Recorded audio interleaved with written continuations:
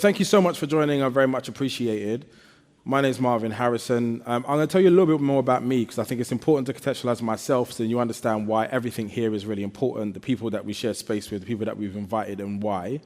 And so my background is, what I do right now is I currently run an organization called Beloved, which teaches companies cultural transformation, which means we go in and help them with everything internally with their people, their culture, their vision, their mission, their strategy. And then beyond that, in 2018, after a challenging stint into fatherhood, I sat down and I really was asking the question, like, this is exactly how it sounded. Why? why have you made me do this? I'm quite a spiritual person and I feel like your children choose you. And so when you start looking at it from that point of view, you're like, it's like, now it's pressure. Because if I choose my child, then it's like whatever I have, you get, and it's good enough, and you take it and enjoy. But when they choose you, you've got to rise to the occasion, and I was trying to rise to the occasion. Any man here, it's like almost inbuilt in us. If you challenge us, we must rise. Usually to the detriment of us, we must rise. And so I'm trying to be this most incredible father ever, break records, break generational curses, sankaras, whatever the understanding you have of it, and it's just not working. It's just not working. And when I mean I'm trying everything, it's all very heady.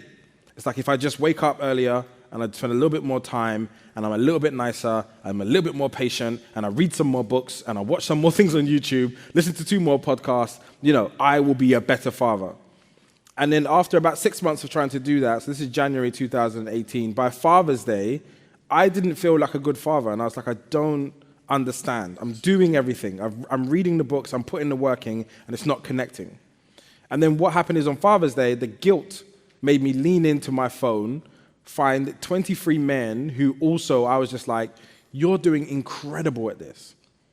And I was just like, by the way, when I say you're doing incredible, this meant on Instagram, you looked amazing.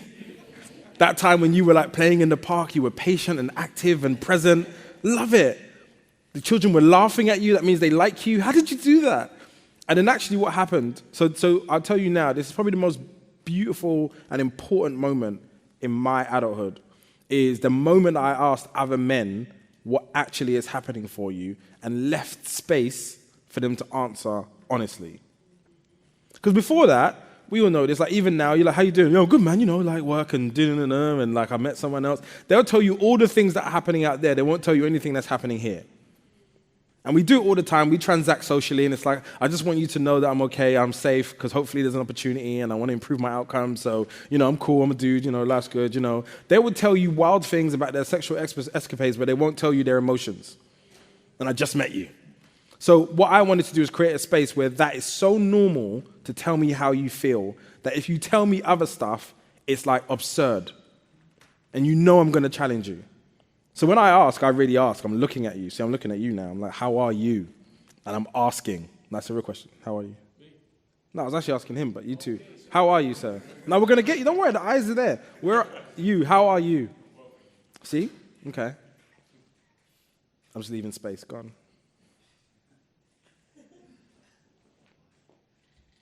We're going to come back to you. No, how are you? We're going to come back to you. How are you?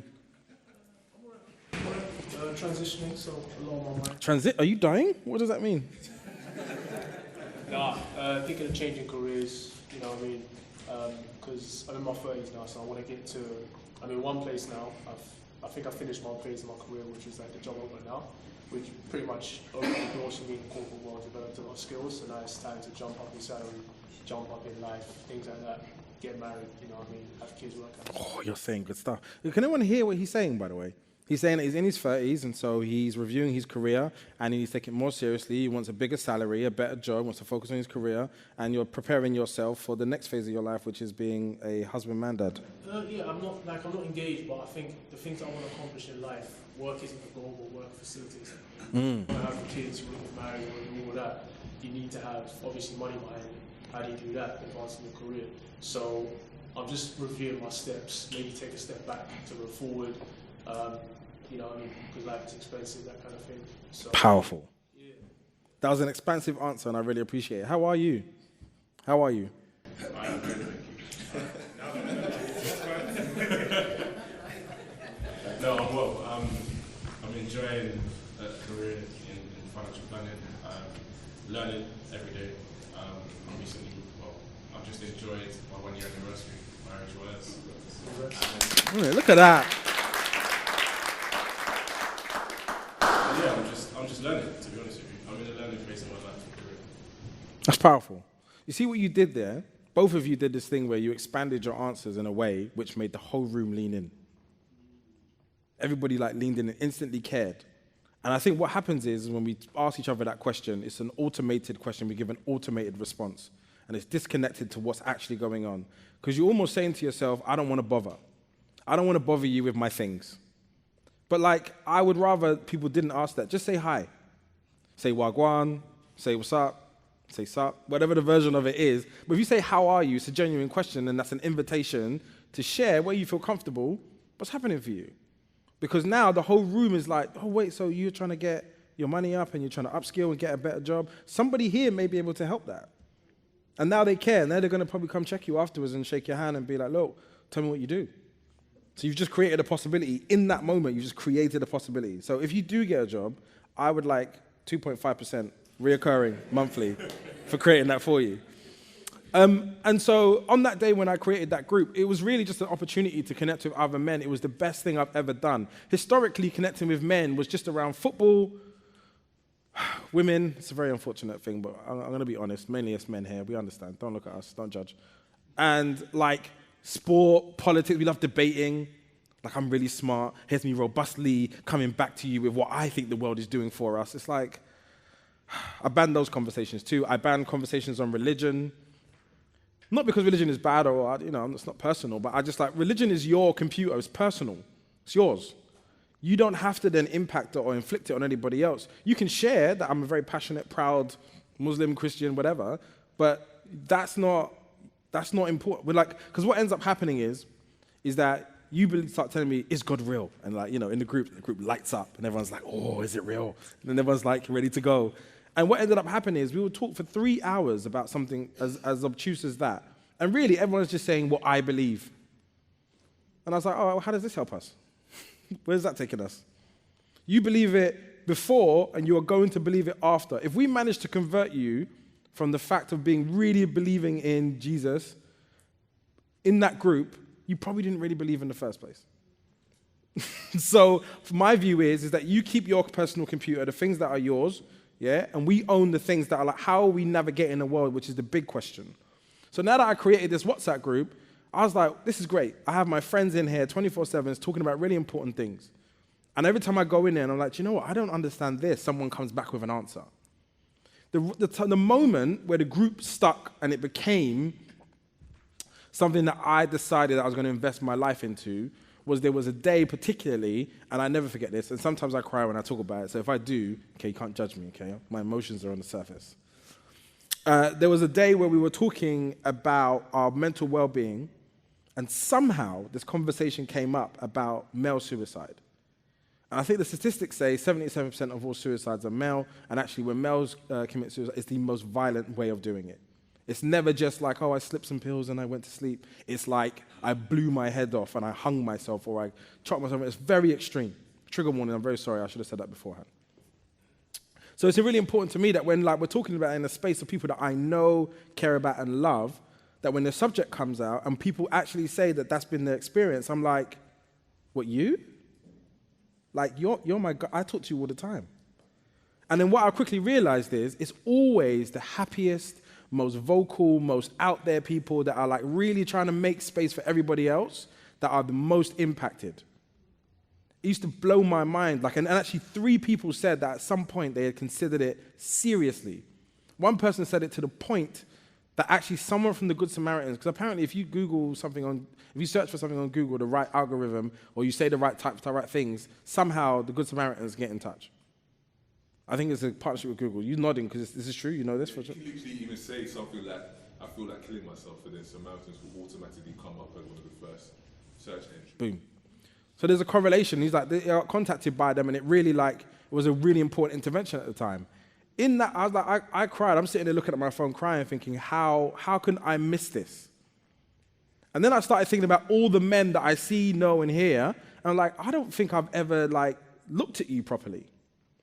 So I started doing this exercise, and I do it in all my fraternity meetings. I'm not going to do it now, but like I normally do it in my fraternity meetings, where I get everybody to stand up and hold a gaze into each other's eyes. Because men do not look at each other. We do not see each other.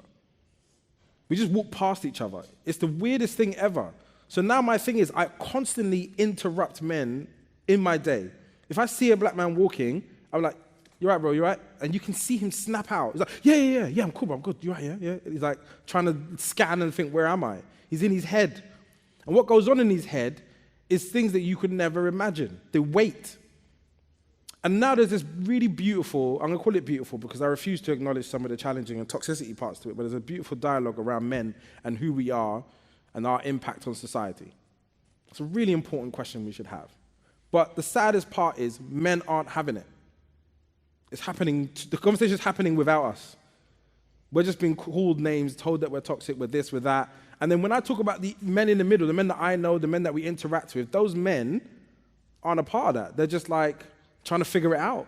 They're trying to do what you're doing, what you mentioned. I'm pointing to him, he's on his phone, he's texting LinkedIn. No, I love that for you, thank you. And they're trying to do what you're trying to do, which is, we're trying to escalate our lives in a really positive way. But in that, if you feel like you have never been a part of this system, the system that oppresses everybody, and then you get told that you are, you just give up. With that type of dialogue, we end up creating the monsters that we're trying to get rid of. And so my view is that, and this is men's work, this is the labor that I choose to do, is for us to invite men into a space and we discuss it on our own, and we figure it out. This is not to diminish anything that a woman has experienced, because if you are sharing what your experience has been, it's really important for us to understand how you feel, how you experience us showing up. And then what we got to do is take that information, bring it into spaces, and then bring that to life. What does that actually mean? Because what's happening for you versus what's happening for somebody else is two different things. Your personal experience, when we all tell our stories, the story goes, I was walking down the street and I was about to save some homeless people and to feed some children. And I made this homemade casserole that took 9 hours to make. And I was trying to do good in the world. And then somehow, out of nowhere, this bird came and excreted on my head and just ruined my day. I was the center of this amazing experience of doing good, and this evil thing over there came and tried to destroy my life. That's how everyone tells their stories. What actually probably happened is you were going somewhere, the bird was going somewhere, and it needed to go. But we make it so personal. It's because you knew that I had my outfit that I was wearing, you knew, the bird knew. And so what I want to do is break down those stories, and this space will break down some of those stories. We want to get to the actual meat of it, what actually is happening, what's the actual experience, how we're actually going to show up for each other long term. So I actually have slides, I'm just talking. So the rules, so what I do, because I have a couple of rules and I think it's really important. The first thing is, you can't hide in the back. If you're in row 17, right now, it's not okay. So the first thing, we have to bring everyone forward. Because for it to work, you have to be closer and connected. If you're isolated, see you over there, it's unworkable. Come in, come. With all the love as well. See, my heart is warm, my chakras, they're glowing. Come closer. The reason why it's important, is that you have a baby. You're a hero. If you have a baby, you are a hero. I'm not going to blow you up, but that's incredible. I really appreciate you being here. The reason why it's really, really important to be as close as possible is because we are going to create a space, a connected space. We can't do that if you're all over the place. So the main key rules that I have is that we equalize the space, is that it's a confidential space. Even though we're filming, we will edit anything out that is a personal share. We're not interested in blowing you up unless you want to be famous. This is 2022 and it's the internet, so if you do, let us know also. So it's a confidential space. Anything you share, we're going to honor, we're going to protect, we're going to keep it safe. You're sharing here because you're live with us now. We're not here to blow that up. The other thing is that we want to make sure we make space and we take space. So when we say making space, if somebody's sharing something, please try not to get lost in the doings of the, put your phones away, try not to have side conversations, and so that it interrupts what they're actually sharing. It's really important. The other idea is that we're not interested in challenging ideas here. This is not that.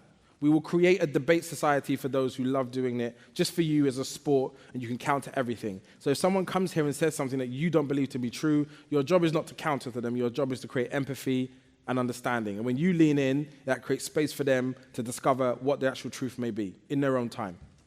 The other part is everyone has equal worth and also everyone's valid. So we've actually got women in this space. This is not something that we do often, but I have come to a point in our conversations and our growth where it's really important that we share these experiences. It's absolutely, the space is primarily for men to share, to learn, to understand, but it's so incredibly important that women are a part of our journey, our transition. We cannot do this alone. In fact, I'll tell you very quickly, most of the times whenever black men are saved from anything between mental health, physical health, it's because a woman showed up for them. We have this barrier where we refuse to go to the doctor, the hospital, to care for ourselves. So every single time, actually, I think 63% of our followers on Instagram are women. And that's because they're like, I would love to see some good men being. So they're our biggest supporter. After that also is check your assumptions, so no judgments. After that also is everyone's individual, not just a representative of a group. So the majority of us here are black or black mixed or brown or East Asian, South, whatever, they're all collectively. But we are not a blob of blackness or black plus. We are all individual people. It's very important that we honor the differences in between us, more so than we even honor the fact that we're all the elements that we have that are the same. And then the I statement, so if you do have opportunities to share anything, speak from the perspective of yourself. We are not going to get lost in concepts here. If you have had an experience, it's valid on that basis alone. You don't need to create an imaginary shame army of people behind you. Me and all my friends think this. You just say I. I feel this. I have experienced this. I feel this. It's simple as that. And then lastly is believe in the common best intentions, which is when people are speaking, sometimes they may misspeak, sometimes they may say the wrong word. Sometimes language is not necessarily as inclusive as it should be. Believe that their best intentions are at heart, but also feel free to correct them. Then after that is the right to be human. So sometimes people get triggered. It happens. If you do, feel free to leave the space and come back, or leave the space. If you really need to express yourself, I'm available afterwards. I'm more than happy to hear anything that triggered you. Honor differences, as I mentioned. Acknowledge emotions appropriately, which is basically don't yell, don't get up. Please don't. I think I was going to have a fight, but just, generally behave. And then active listening, which I would like people to put their devices away. Take risks and speak up. So as I mentioned, I gave you the opportunity. Thank you for sharing. But if you get another opportunity, please do. Silence is okay. So if you just don't have the words, please don't force it out and say a madness. Just abstain. It's more than fine. And then 50% rule, each party is responsible for the problem and the solution, which is how we do nonviolent communication. So what is Dope Black Men specifically? So I told you the story about Dope Black Dads. We created this group of people, and men are now together. We're in this digital space. We're having conversations. The conversations are turning into podcasts. The podcasts are turning into groups. The groups are turning into South Africa, to New York, to Canada, to Jamaica, I think there's something in China. There's a Germany version. There's all these different versions. And what I just said is that, I don't necessarily want to own all of these things. I'm not particularly interested in that. I'm just glad you're having a conversation. Take what we do and go and build that out. But what happened is that there is a gap.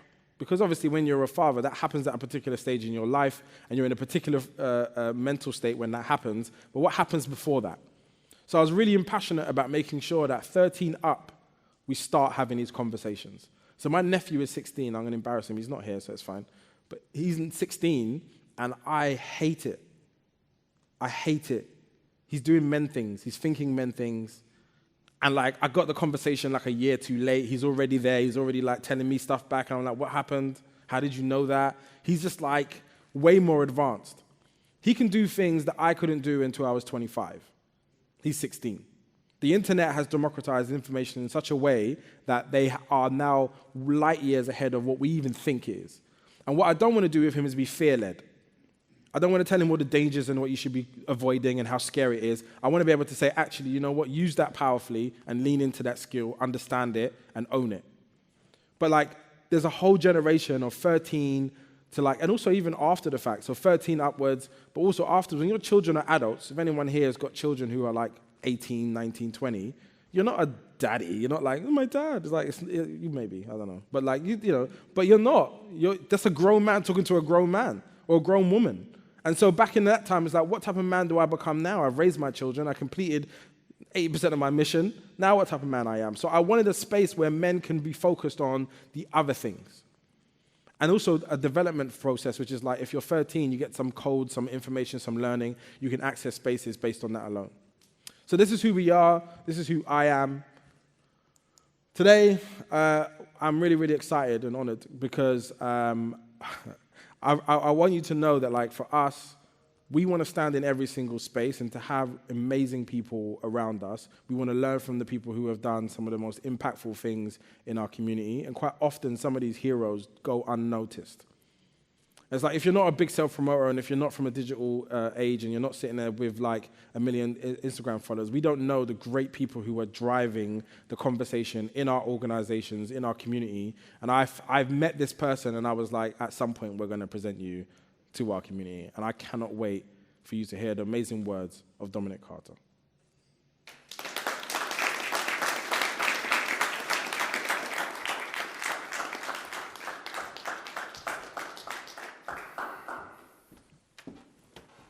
Thanks, mate. Cheers. I would have jumped up there, but I don't think I've got the energy. Marvin, that's a really inspiring intro, not for me, but I think for Dope Black Men. I was just saying to Shelley, who works with me, by the way, 3 of my friends took their own life in the last 5 years. And I think that conversation never takes place at the most important times. And each one of them was a complete surprise to all of us. So I think it's a really fantastic initiative that you're doing. But many thanks for the introduction. And I'm delighted to be here today and very grateful for the invitation to kick off this part of Black British Business Week. So as Marvin mentioned, my name is Dominic Carter. I'm the publisher of The Sun, which I think for many of you is probably quite a surprise. The Sun is the #1 newspaper in the UK, and it's also the fastest growing news website in the US with thesun.com. And I've worked in and around the business for the last 30 years, starting as the most junior sales exec in the title. The publisher role is a new one, to which I was invited to come and do earlier on this year, and after a career spent of over 30 years in and out of the organization, I would say, and eventually rising from a sales exec to running various commercial teams and eventually becoming group chief commercial officer across the company. That included The Sun, The Times, The Sunday Times, TalkSport, Times Radio, Virgin Radio, and lastly, Talk TV. So when I was offered the chance to become publisher of The Sun, some people thought I was mad. The Sun, running a newspaper, it's like a dinosaur, isn't it, going the way of dinosaurs? The Sun, with some of the negative perceptions that it has, from Hillsborough to Page 3, to sexism, homophobia, racism. And whilst I was excited at the opportunity, before taking the role, I thought it was important for me to consider those perceptions. It's important for me to work with a brand that I love, one that I trust, one that shares my values, and one that I'm prepared to talk passionately to you about. And I recognise the opportunity that gave me a platform to continue and indeed accelerate an even more positive future for new and existing audiences of The Sun. So we launched the business in 1969. And like other great institutions, like the BBC as an example, The Sun has always reflected popular culture in the UK. And I can look back at some of The Sun's coverage from back in the day that would make me cringe in the same way that some of the shows on BBC that now come with a trigger warning would make us cringe. So we've come a long way since 1969 as a country, as a culture, and indeed, so is the makeup of our nation. And I'm glad to say, so is The Sun. For a start, it's edited by the brilliant Victoria Newton, who is from Liverpool, award-winning Victoria Newton.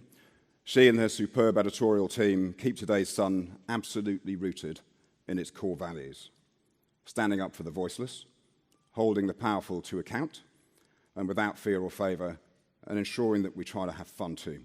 And boy, we've had to have some fun. We've had to work on the fun stuff over the last couple of years.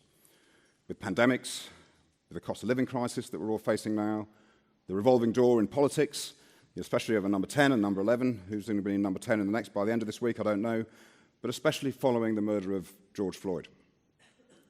And for me to become publisher of The Sun this year was too good an opportunity, not only because of the historic nature of the news agenda, but also because of the transformational opportunities that we have with The Sun as a brand that speaks to over 30 million people a month.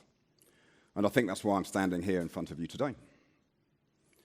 to share some thoughts from the front line on the business transformation in the media space. So being number one in the market might seem like the place to be, but actually being number one in the market always gives you a big target on your back as well, which means it's absolutely incumbent on us to bring a challenger mentality, an innovation agenda to everything that we do. Surrounded by disruptors, as you are, from startups and the enormity of the tech platforms, we live or die by driving our inward disruption and driving our own innovation agenda. For the pandemic was a major threat to us, but we transformed by using it as a catalyst for accelerated strategic change in our business. Print newspapers have been in decline for years, as many of you will know, and lockdown didn't help that, it certainly accelerated it. So we used lockdown to finely tune the business and drive our digital strategy and our social strategy. And as we transformed our newsrooms to be digital first, because while print newspaper sales are in decline, the reality is that we've never had more ways to find audiences in digital. So the reality is that online we have more readers now than we ever have done in the history of our print business. So we don't have a problem with popularity. But actually our biggest learning through the pandemic was that our journalism, at its best, still provides the same service across the nation as millions of people turn to the newsbrand that they trust for the news, the information, the analysis, the advice, the opinion, and the escapism that they needed to navigate the strangest of times. The pandemic also reconfirmed that for a brand like The Sun, it's at its best when it's campaigning for its readers, ordinary people across the UK. We mobilised nearly 100,000 people to join Jab's army, with volunteering marshals, partnering with the NHS for the COVID jab programme. It's not about whether we agree with the vaccination programme, but it's more about The Sun's ability to inspire people to take action. And that ability is second to none when it comes to media. And as we raised millions for frontline workers, we celebrated them through an awards programme called Who Cares Wins, our NHS Awards, which will be happening again in a couple of weeks and broadcast on Channel 4. So that was COVID. But the news business is relentless. It's fast-moving. So what can I tell you really about The Sun of tomorrow? At its heart, we've got to remain true to the values that we set out in 1969. To be the people's paper, to give a voice for those that feel shut out, to show compassion, and to celebrate modern Britain, and of course, make people smile every day. From a business perspective, we found the best way to drive growth has been by slimming down on the volume of new things that we can do and to ruthlessly focus on those areas though we know we have the fastest opportunities to disrupt and to grow. And I'm sure this will be familiar to many of you, certainly if you've got your own businesses. Coming up with ideas is never the problem. It's actually just prioritising and executing on the best ones that's the key challenge. And like many of you, we're facing into the cost of living crisis, the headwinds that are created for us in our business. So we're being incredibly disciplined about where we invest our time and our money, making sure we're allocating a share of the potential investment pot to short-term returns, but also with a strategic focus for the longer-term event horizon, because, as I'm sure you'd all appreciate, you cannot cut your way to growth. And with all of that work is based around a shared vision statement that I created for The Sun, because in my view, it has to have a vision, a view of what we do every day that ensures we're focused on delivering what our readers want. So we say we're building communities by informing and entertaining more people with our unique personality-packed content, and I'll try and unpack it a little bit for you.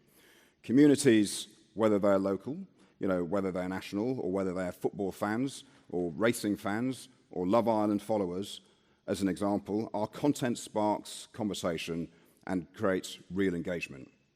And we need to ensure that we understand more about those communities and the people that we're writing for. And we need to ensure that we're reflecting the voices from communities all over the UK, bringing diversity of thought into our newsroom and into our products. And I'll be honest with you, the newsrooms in our business and across the media industry are too white, which is why 2 years ago we launched a diversity and inclusion strategy in the business focused on developing much better representation for women and for Black and Asian voices. And I say we launched a strategy with the passion of people and a handful of people in the company, Shelley being one of them, Bryony, my HR director, Alia also worked in HR, and Mark Hudson that came out of the editorial department. And we and our drive have changed a lot in our business. Some of that probably accelerated post the murder of George Floyd. And the opportunity for us to start to drive change in our business and have a wider impact on the industry, happened at that point. And you would be surprised to know that only 2 years ago, The Sun was the first red top in the country to celebrate Black History Month. And I'll just play a video for you to show you what we've done. The Sun in changing Britain is finding new, exciting and different ways to celebrate diversity. Following the Black Lives Matter protests, The Sun hosted a Time for Change Q&A panel featuring Anthony Joshua, Stuart Lawrence, Trevor Phillips and Catherine Berberson. No matter if you're Hindu, Buddha, Christian, Muslim, the colour of your skin stays the same. So we are all judged on that. Clips of Anthony Joshua were shared with Times Radio and Talk Radio. To mark the start of Black History Month, The Sun has asked some of the best and brightest British names to write about their own personal Black history heroes, both famous and forgotten.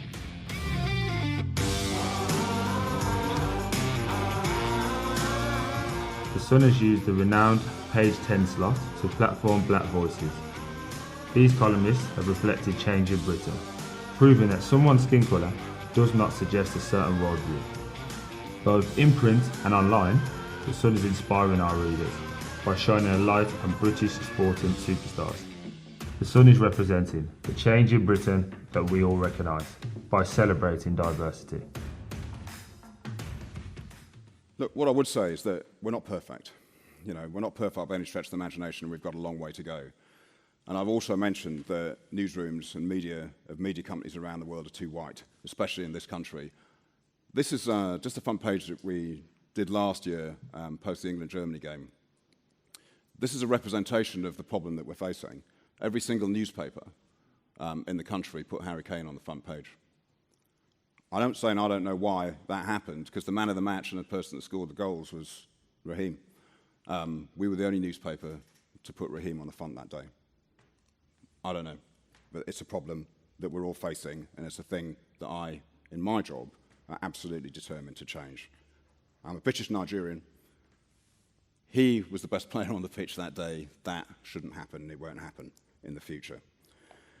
Look, it's not great, what we're facing, but we're leaning into it in a big way. And in conclusion, I want to reiterate a point that I hope and I'll find a way to resonate with everyone in this room, that whatever your business, The Sun is a brand with over 50 years of heritage.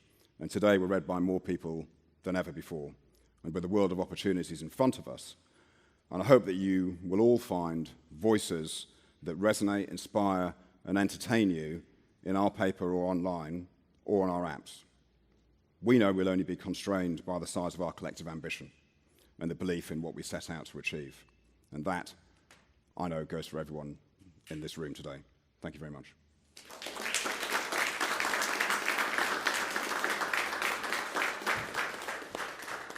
Thank you very much. Thank you. So that was amazing to see and witness and to understand. I think, like, when we talk about our wider community, there are black men occupying spaces all throughout society all the time. And often we almost feel like there's this sort of binary need to create a view just based on what we think. My whole thing is, like, I lean in. I want to know. I want to understand. And so when I first met Dominic, it was like very, very clear that he had a vision. And that inspired me to be like, I will stand around anything that you're trying to do and help you communicate the things that you're trying to do and build the answers that you're trying to build. And so I also show up as just like, how can I help? And I think that's a really important thing. It's a big difference. Some people, and I don't command everybody, have to lean in. The history of the Sun is the history of the Sun, but the future, it can be shaped and impacted by all of us. And it's not just about something that you yell out on Twitter. It's something that you stand in and believe that actually I'm going to hold a view and I'm going to share my view in a constructive way. So it's a really important part of my values, and I really think getting a chance to actually meet him is the first step. But it's one of those things that over time you will 100% see. But thank you so much, Dominic. That was brilliant. The next thing is, so As a part of my story, yeah, I'm going to tell you the story of when I went to university because it was a mistake. It was not a mistake, it was an accident. I wasn't actually meant to go.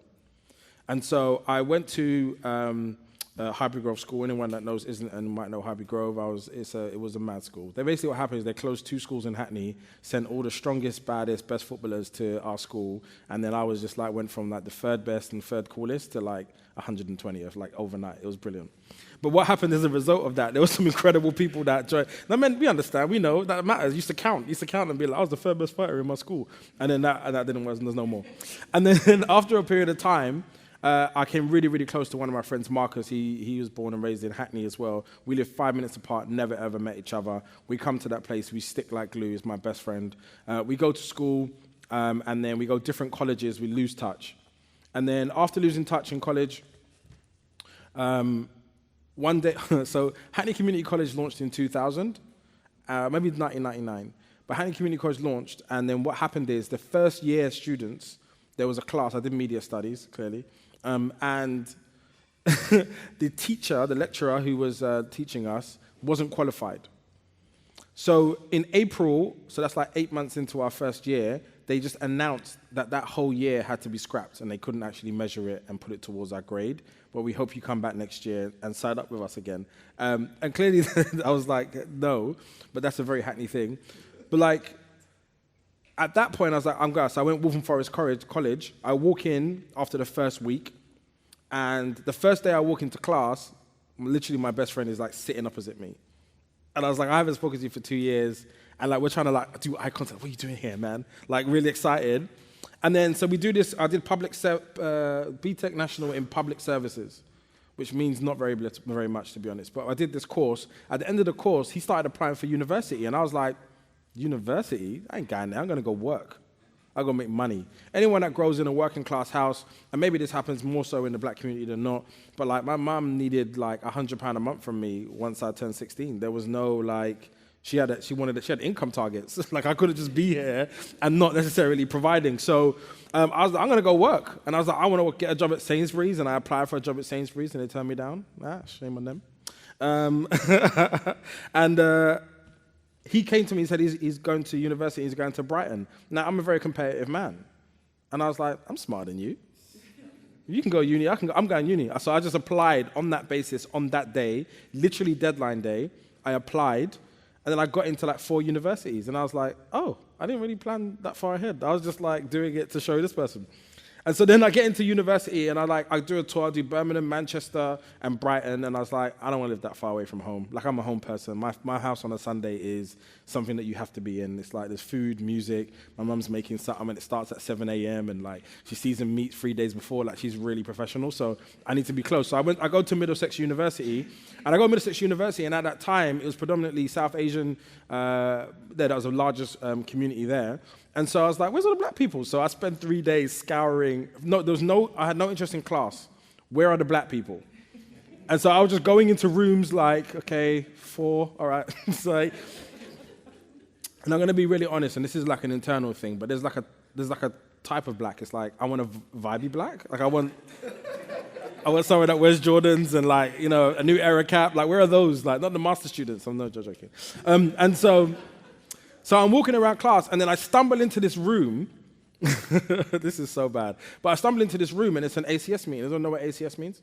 Yeah. Afro-Caribbean Society. So I walk into the ACS meeting, and I sit there, and I'm like, this is where all the black people are. And I feel much better. And I'm like, okay, this is the foundation of something. And I'm scouring the room, and in this room is this person that I'm about to bring up. But more importantly, I was like, I'm going to do a hostile takeover of this ACS meeting because I want this ACS meeting to be vibey. We are not talking about activism. We're not talking about nothing. It was all just very intellectual. And then it was quite rude, but like I'm much better behaved now. But like I walk in and I see this person and I'm just like, I know that this is the thing that I was looking for. Like it's an usness, but then there's an other thing, and he's really good at what he does and he cares, like the heart, clean-heartedness, all of those elements. So for me, to have him here to have this conversation is really important. So I'd love to introduce Alex Boateng.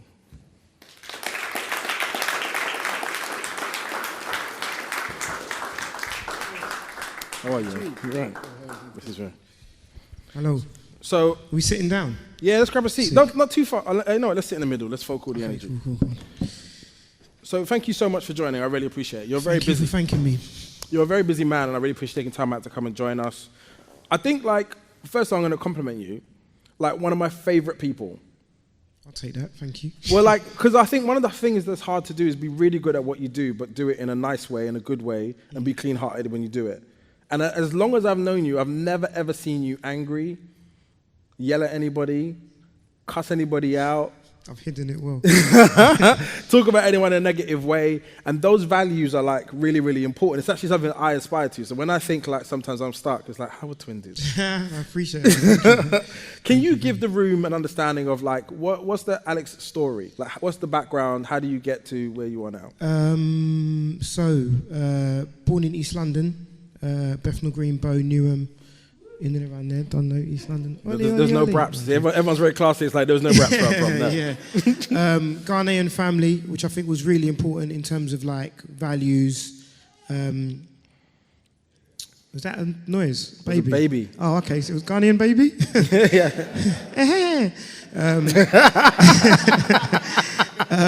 I suppose like spiritual values, like God being at the center, music, energy, community, family. Not really doing much on your own. Do you know what I'm saying? I think that's something when I reflect on that time was important. And then the mix of like, that unique mix that we all have of like, one thing I like about the UK as opposed to America and other cultures is you can't escape UK culture, like East London, the Cockneys, the Asians, white culture, and just that healthy mix of it and all the good and bad that comes with all of that. And for me, I suppose career-wise, if we're talking that, music was the backbone of all of that. So everything from Ghanaian high life to Michael Jackson to pop music on TV and having a fascination with it, and that I grew up in a part of East London that was probably the most potent when it came to grime. So obviously people like Wiley, Dizzy, Lethal Bizzle, and so moving from being a fan of music to seeing people that I grew up around ending up on TV, and then my twin and I trying to work out how we exist. Like education was a big thing, but typical of like certain communities in our culture, it's about you're either the footballer, the sport guy, or the street guy, or the music guy. And then like music for us was, we decided to DJ, like kind of be the person that started the party, and that was kind of the first sense of actually controlling the room and seeing the influence of music, and then going to university through education where like, I suppose with the education thing, man, it's that typical sort of black man frustration in terms of a young black man growing up in a system where you're probably a lot more intelligent than you behave and communicate, and then you get put in a box and you behave that way, and from nearly getting kicked out of school to getting kicked out of college and then having to go to a sixth form, and then not really understanding or appreciating education until university. And similar to yourself, it was a last minute, okay, what am I going to do business, and then what has a bit of creativity, that was marketing, loved marketing, actually became really passionate about it, even outside music, and for the first time learning made sense. And then couple that with just passion and music, and then we decided to put together a mixtape called Split Mics, which was, it had everyone from So Solid to Lethal Bizzle to Estelle, and it was at the beginning of like, probably like a real cultural shift in the music industry of not just like black artists existing in a certain way, but being a lot more authentic. So that was a catalyst for a lot of, like, it just exploded, man. Like, I don't know if you remember, me and Alec was at uni, and Alec dropped out to get a job. I finished uni, one of us had to give my parents that graduation picture. So stayed and did that, and then, like, yeah, it was crazy. Like, so many people were approaching us about jobs and how we found this artist. I think Kano was discovered from it, and like Bizzle got a rebirth musically, and then it was about working out how you kind of come out and have a career in it, because when I was at that age, the music industry to me was weird. It was twofold. The real music industry was me going to a rave and seeing Dizzy tear it up and all of that, but then the music industry I thought people earned money from was Simon Cowell and Top of the Pops, and then going into these buildings, and even just like, I was saying it the other day, like them times I was used to be like, nah man, these buildings ain't for us, man. It's not for us, man. Let's do our own thing. But it's masking a lot of insecurity. You go in, it's high ceilings, big pictures of all these American artists that inside you're intimidated, but you just turn into like, nah man, it's not for us. I'm gonna do my thing. But like then that slowly, the timing was great in terms of like black artists then starting to have a real currency and business around them. So lots of bits and pieces, but the full circle moment was probably growing up around Tinchy Strider, and then I went to Island Records with ideas like uni, having a clear vision of what I felt was missing gave me a confidence to go to these companies, one of them being Island Records. and say, yo, like with Tinchy, like I feel like there's this missing, blah, blah, blah. And then I got a job as a marketeer there. And the first thing we did like was the record with Dappy, which went to #1 and exploded. And then it turned into like them being like, oh, come and work for us, blah, blah, blah. And me being anti-establishment, nah, man, I'm not on it, man. And ended up being there for 10 years. But that was a great label because it was the home of Bob Marley and relatively anti-establishment compared to other labels. And then it was like moving through from Tinchy to a lot of big American acts like The Weeknd and Drake and Sean Paul and Dizzy Rascal and Jessie J, and having a real key part via marketing and A&R in a lot of their careers. And then in that company, like, and it was probably no accident that Darcus B's son of Darcus Howe was president of Ireland at the time, and probably the only black president in the country, which now looking back definitely gave me a sense of, okay, like he exists, so I can get there. So that definitely helped kind of guide the path, I think even subconsciously. And then in the company, I moved from marketing to A&R to creating the first urban black music division, to becoming president of that. And then while I was doing all of that, my twin was doing amazing work at Atlantic Records with like Western and Kojo Funds and Stormzy and Jess Glynn and Burna Boy. And then we got to the point where we were like, let's do our own thing. And then we created a company, 0207, which is the phone code we grew up, and Def Jam, which was again another full circle moment, because when I used to DJ, Def Jam meant just buy the vinyl because it's good. Do you know what I'm saying? So then we were able to become presidents of our own record label. First signing was Stormzy. His single's out at the moment. Stream it when you get home. Bills to pay. And that is the short radio version of the journey, I think. That was very, very comprehensive. Thank you. So in terms of like, because I think stories sometimes can be by chance. They're not a guarantee. So if someone tried to do exactly what you did, it won't necessarily work out the same. So the important part is values. Where did you get your values from to navigate all of those different situations? Really good question. And I'd say the answer goes back to the roots in terms of family. Like my dad came over with my mum. I don't even, when you like, it's incredible when you think of the bravery and the decision like someone makes to go to a completely different culture and exist and hope. Do you know what I'm saying? Like, so just that sense of hard work. But my dad was quite stubborn, hard working. Like, he used to change jobs all the time. So I think as well as working, seeing the basic like values in terms of hard work and existing and really pushing through, just that sense of actually like do it your way. I think when I reflect on it now, I think that came from them, and just my mum's sort of humility and just kind of getting through every day. Do you know what I'm saying? Like paying the bills, getting you to school, just, do you know what I'm saying? You quietly just build like a sense of like strength, and definitely, like I said, spiritually, their values and how they handled people and the importance of family and God, and those things definitely kind of guided a lot of decisions. And just also, yeah, they were quite brave. I think that bravery, like, I've never been scared to start again or to leave whatever situation I'm in. Do you know what I'm saying? And I think actually that's a deep thing of immigrants, isn't it? Like, if they can do that with a whole country, I can do that with a job. I've always been attached to passion and focus, but never enough to be like, I'm going to be here forever. Like, no job is going to be on my gravestone or a company that I own. Do you know what I'm saying? So it's like, for me, there's always something bigger and more valuable. It doesn't mean you diminish the focus on where you're at, but it gives it perspective. And sometimes I think it makes you work harder. Do you know what I'm saying? So I think those things probably guided that. I think. And then specifically being like a black man, yeah. What is it like holding those spaces? Are you received in the way that you think you should?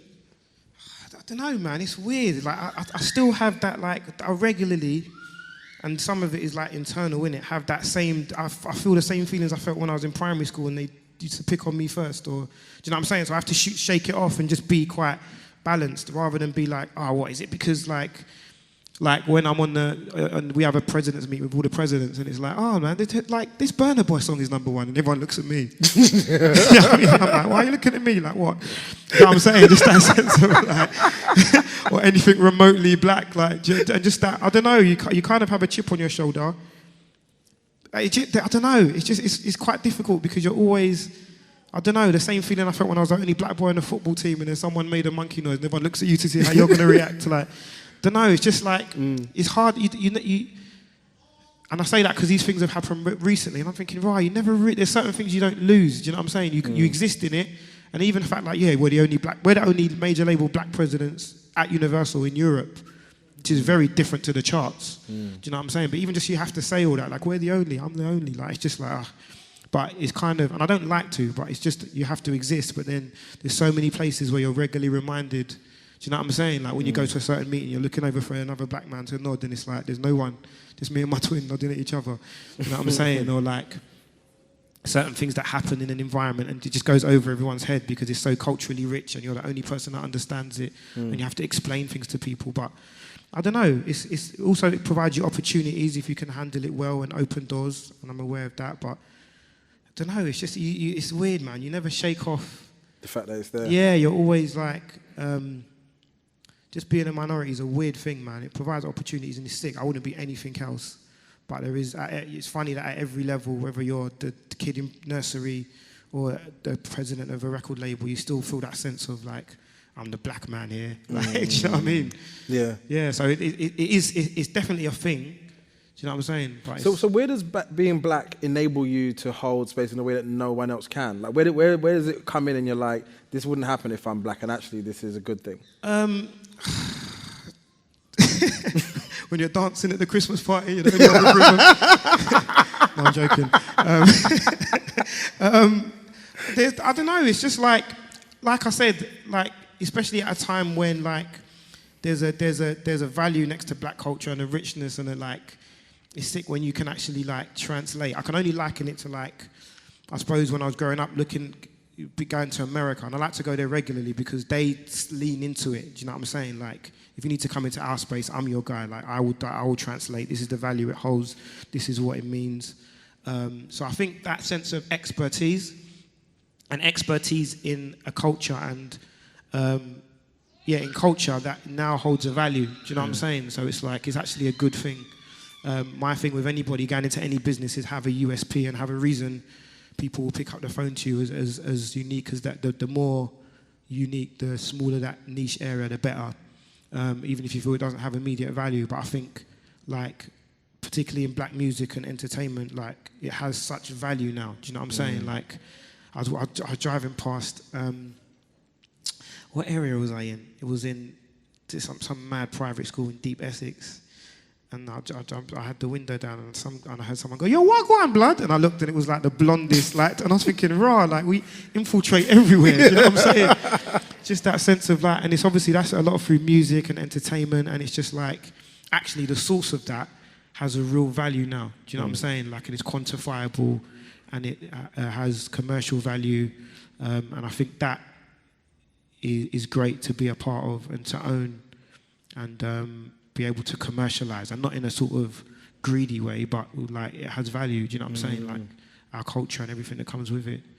So I think that is a good thing. Do you know what I'm saying? Yeah. In terms of the journey of like black music from like London Posse, and then like the kind of the time when we were around where it was like N-Dubs and Chipmunk and Tinchy and Tiny kind of, and Dizzy, and then they kind of left it at a level where it's like they headline festivals, and they can actually do 2 days of the O2. And now you help navigate the career of Stormzy, who does that and has done even more. How do you navigate or help him navigate what he's trying to do? It's such a good question, man, because I was talking to my brother about it the other day. Like, he's in such a unique position. Like, every phase, you get these sort of unicorns or people at the front of it. Like, him as a black man, like what he's achieved, he's like no one's ever done like 2 platinum albums, like headline Glastonbury. So I think you've got to help someone like stay humble, which is quite easy with him because he does listen, and he has a really good value system. You have to help them understand their value and remind them of what they are. And you also have to help them be as pure at what they do as possible, which is a really interesting one with Stormzy because, for example, like his forthcoming album is so sophisticated, like mellow, laid back, and it's like, boy, like there's almost like a bit of a commercial fear because people want music for the gym with Stormzy, like grime. I want to beat someone up after I play your song. Do you know what I'm saying? And it's like, this ain't gym music. This might be for the drive home. Do you know what I'm saying? But it's like, one thing that's been really interesting with him is he's completely unplugged from the internet. Like, he's off socials. He's back on now because he needs to be. But like, just that forget as an artist, seeing him as a man, his opinions, his creativity is so pure. Even made me think, rah, like we're actually, I've got too much information at hand. Like I don't, are my opinions mine? Am I trying not to be like someone or like? And I say that to say it's like helping him be his. With someone like him, you've got to help them be their authentic self. Like, and right now, he wants to sing, make jazz-influenced music and be a lot more vocal rather than, he's not angry, he's not going to spit about certain things. And it's like, where we could guide him to be like, you know what, just maybe do this drill thing, or there's this old school hip-hop sample that will get us to #1. It's like, we can't do that. Like, we've got to have, I think with someone like that, that's that important. And with anyone creating art, particularly if you want it to last and it's not just about commercial, you've got to help them be their purest self, and you've got to support that. You can't dilute it.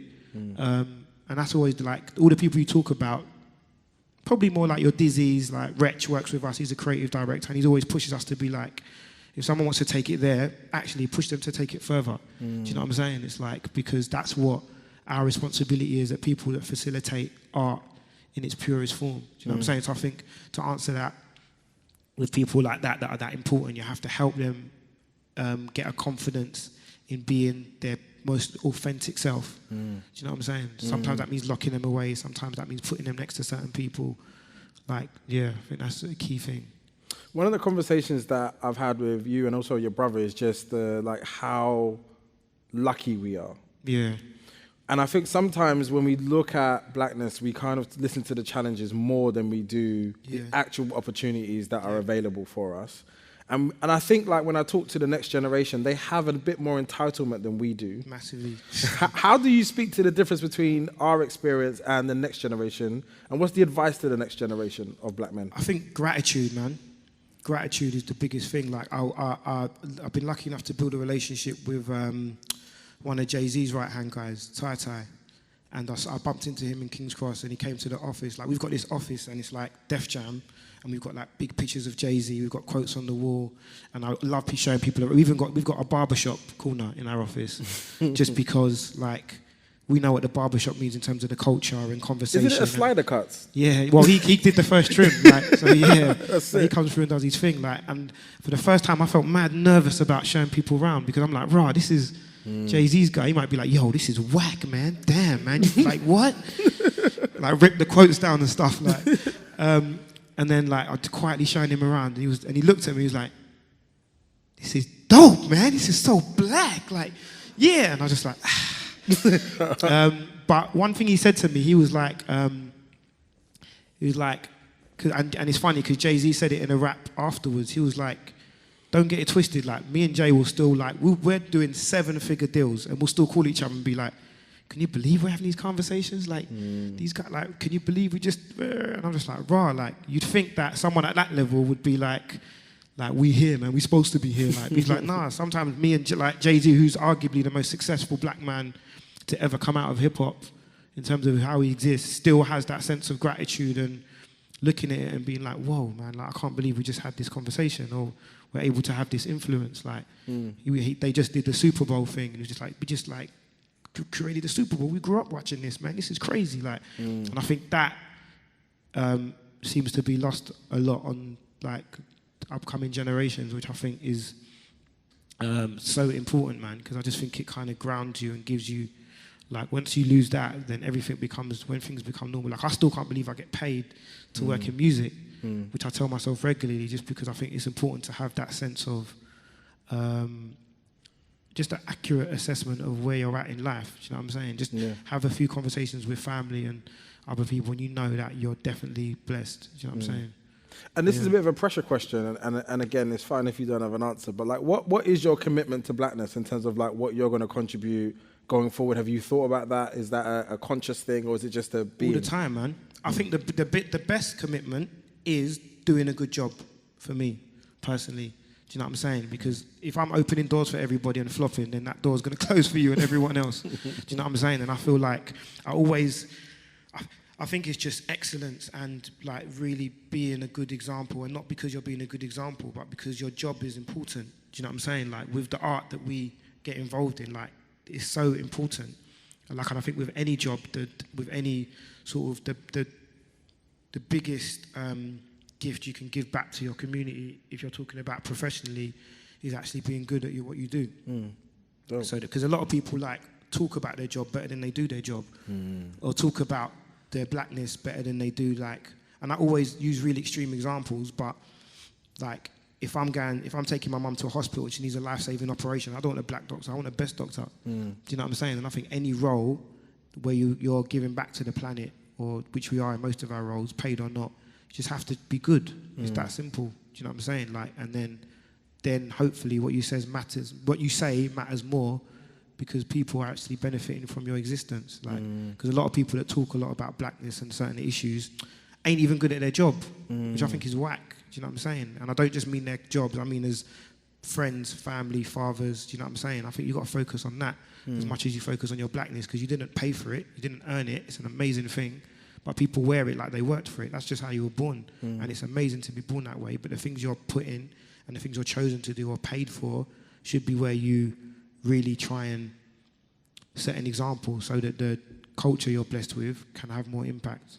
That's how I feel, personally. Brilliant. Thank you so much. Please stay with us.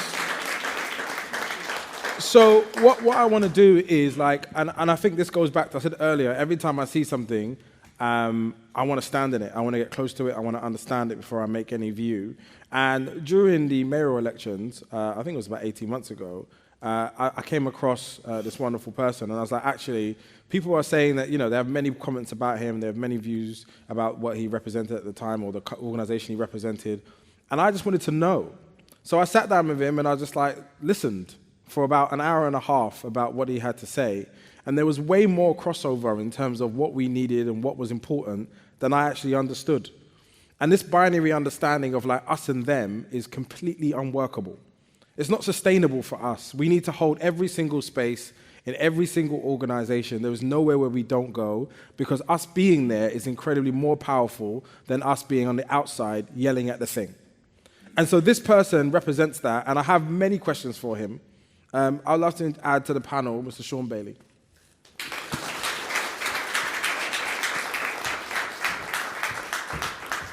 Thank you very much. Go up and sit there. So Sean,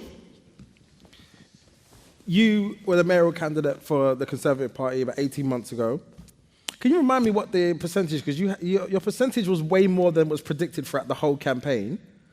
Yeah, that's because people wrote me off, and it's a part of it. You're conservative and you're black conservative. You have people roll up as you, rah, bruv, you're black and you're conservative. I had a guy top me say, really, I want it. He literally held me and he said, explain that to me. So I explain it to us. We're all waiting. I will. I went through the whole thing with him. But he was one of the first people who kept me going, because he said, bruv, I'm voting for you anyway, whatever. But he said, actually, I bet you do better than they assume you're going to do. And I hadn't even considered the fact that people had already written me off. I was like, right, oh my gosh, you're probably right. He said, I bet you do. And all through that thought of, I need to do better than they think I'm going to do, I put it down because it's a fear. Because all of a sudden you're going to fail, you're going to fail, you're going to fail. And you're not only going to fail because you're black. So I just put that down. I said, you know what, if this is meant to be, it'll meant to be. And then I bumped into another black guy on the bus with his dreads, and he came up to me, he said, you're that black conservative guy? And I said, yeah. He said, bruv, you're making me feel like I could actually vote conservative. Then we had a lot of chat, and he said, it's not that I'm going to vote conservative, I'm going to vote for you. and because he couldn't bring himself to do it. But the important thing about that was I didn't have to start to think, actually, how am I going to tell people why I'm a conservative and why I'm not on the left and this, that, and the other? And it is deep questions, because the best thing about speaking to black people about it, it was almost like they were coming with their prejudices, but they were willing to listen. And that for me was my in. And this is the important thing, right?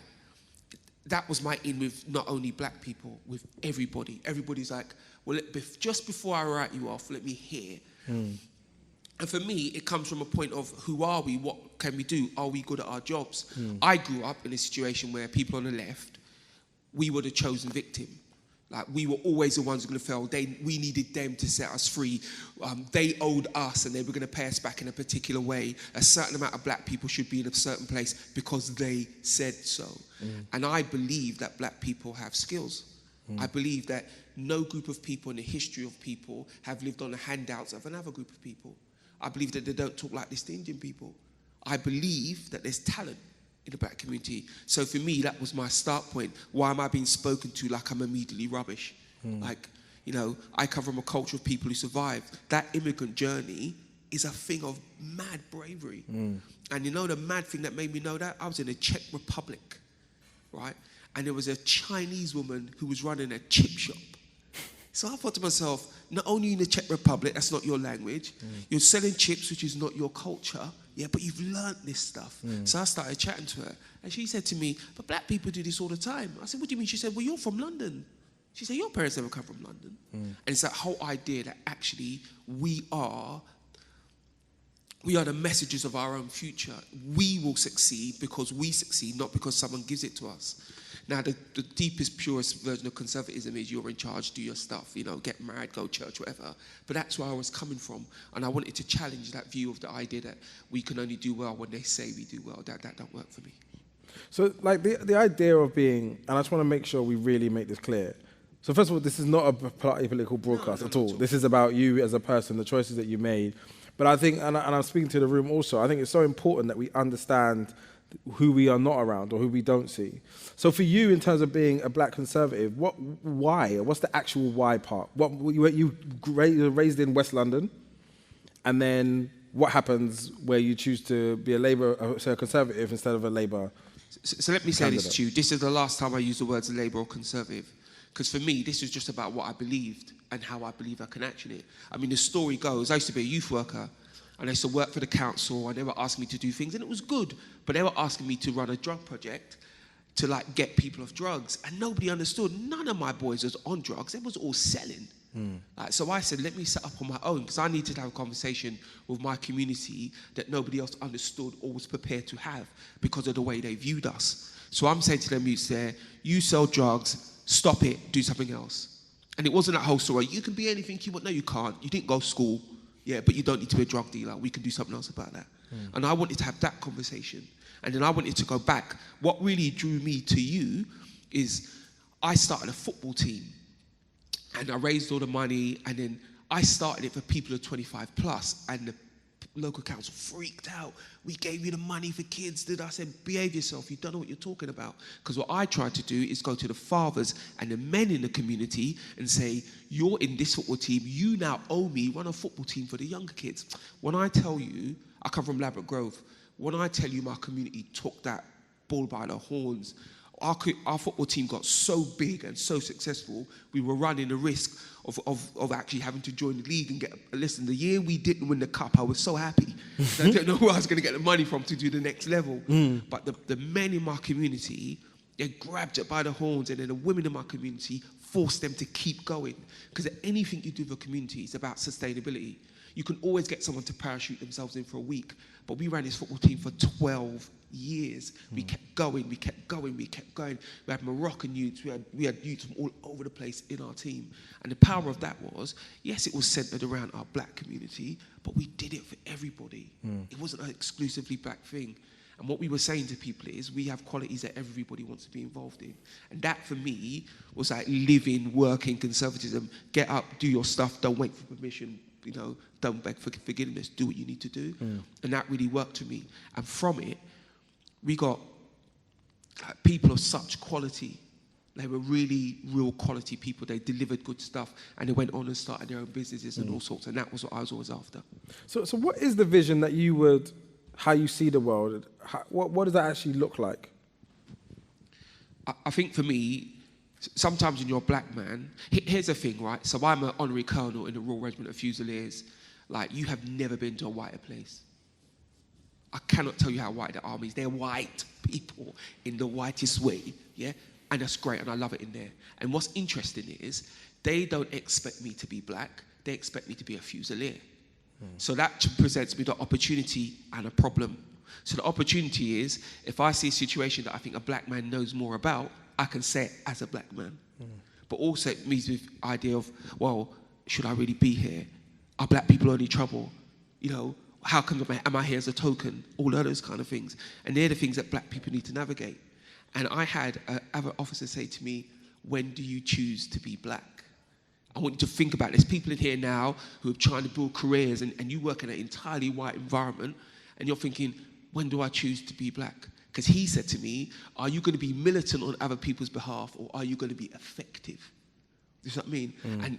And you nailed it on the head. When something happens that involves a black person, I make a decision. I'm like, now, do I ride in as a Lone Ranger, right, or do I watch them uncomfortably squirm when they all look at me and I just look down at my food like I don't know what's going on? And I make that decision every day because I don't want to carry a label for everybody else. But my duty as a black man is to try and open a door. And it goes back to something Alex said. It's about being good. I want them, in their mind, to think of, oh, black, Sean, good. I just want them to make that association. So it's a thing to navigate. It mightn't be fair, but it is real. It is real. So I think when you say you're going to be the mayor, and you want to be the mayor of London, I feel like we kind of saw it with the Queen. When the Queen passed away, Britain started Britaning. It started becoming very mechanical. You started seeing things happening that no one really asked for. The public weren't wanting. It was just happening. And I feel like when you're a disruptor to that in some way, are you not? Like in terms of being a black man as a mayor of London and representing the Conservative Party as doing that. What was the actual... I'm trying not to make it like this imaginary system, but what happens to your life when you say that that's something that you want to do from that perspective? I mean, in one sense, your life falls apart. People just write some lies about you. I read one morning that I was dead. It was amazing. Someone from my team came in.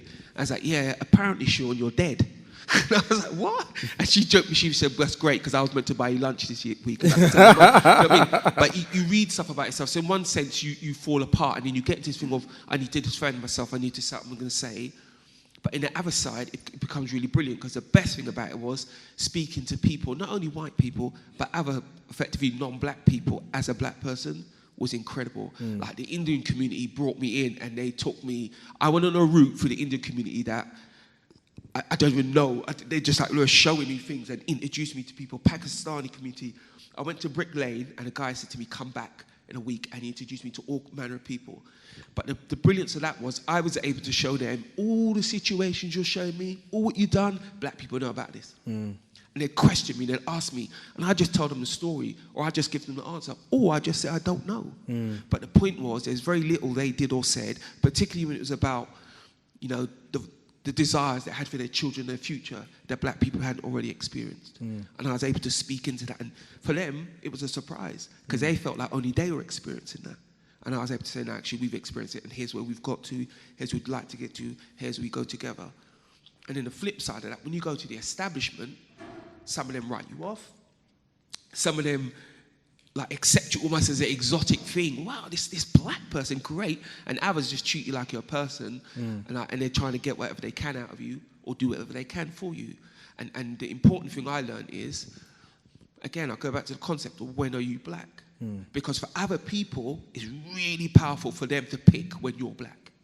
Really powerful. Really, really powerful. I had people contacting me who, for the last 18 months before that, had been writing the most horrible things about me. But when they thought I could do them something, my brothers, like literally meet me in the park, give me some, what up, Sean? I'm like, and I had one guy to show him what he wrote about me. See that there? That's why me and you can't talk, because this ain't a black thing. This is a I purely think you're a jackass thing. Yeah, it's not going to happen. Yeah, but other people who I didn't get along with, I had to swallow that for the greater good. Do you know what I mean? And one of the people that I respect most in the world is Lee Jasper. Anybody who knows anything about politics know that me and Lee Jasper's politics, they're just not the same. They're not the same. But somebody tried a thing on me, right? I wasn't there. They tried to dirty my name, and Lee Jasper rolled them over. And when I found out, I went to Lee, I said, Lee, I can't believe it. He said, at the end of the day, Sean, we are fighting on behalf of people, and black people in particular, and I don't like to see people rubbish that who don't know that for their own gain. And the more I look at Lee Jasper, I appreciate Lee Jasper, because even if you share my politics, you're unlikely to share his. But one thing you must know, he's been fighting for us all. And I appreciate the fact that he's fighting for us all. And I think we're more successful when we come together. Like you made the comment about women in the room. I said it once and got in trouble for it, but I said this saving the black men is probably going to be led by black women. Everybody jump down my throat, you can't say that. But I grew up in a house full of women. You said you went to university, but by accident. I went to university because of a black girl called Charmaine. I was at college doing CPVE in business studies. She was filling in the UCAS forms and she filled in my form. She was like, Sean, where's your form? I'm like, what for? She said, university, bro. I'm like, university? But she dragged me through that process because it isn't black men versus black women. It's a universality. It's about in our homes. Like you talked about your parents and their worldview. It wasn't dad's worldview, mum's worldview. It's their worldview. And your worldview as a young person is not complete if it hasn't got your mum and your dad in it, or woman and a man. Because I know it's not a popular thing to say, but women and men see things differently. My mum has said things to me that my dad doesn't even heard of yet. do you see what I mean? And vice versa. And you need that as a person to navigate the world, because as you all know, the world is complicated. Powerful. I'm going to bring two more people up on stage. So the first one, all my people have stories, unfortunately, and that's pretty much a part of my life. The first person is, I was doing one of these type of events in, I want to say, South Bank.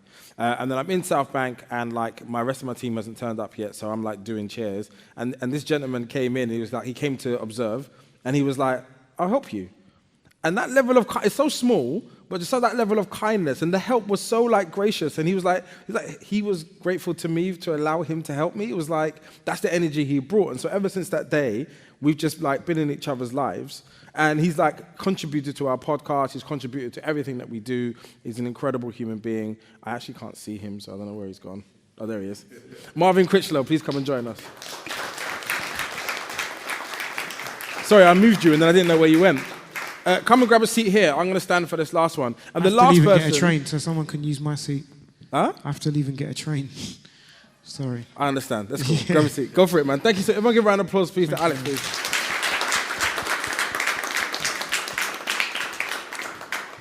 And the last person is one of those people that I follow online, and usually the online space, people are really good online, but not really good in person. They're a bit weird. All of their personality is based on the fact that they tweet really well. But when you speak to them in person, they're quite socially awkward, which is fine, but like also less joyous. And this person, when I met him for the first time, I was like, if I walked into a family reunion and found out you was my cousin, it would be like normal. I wouldn't even bat an eyelid. I'd be like, that makes sense. Incredible human being. He's also an amazing commentator. He has a show on BBC One Extra where he talks about actually very real things. And now the platform of One Extra has taken a whole different shape because of it.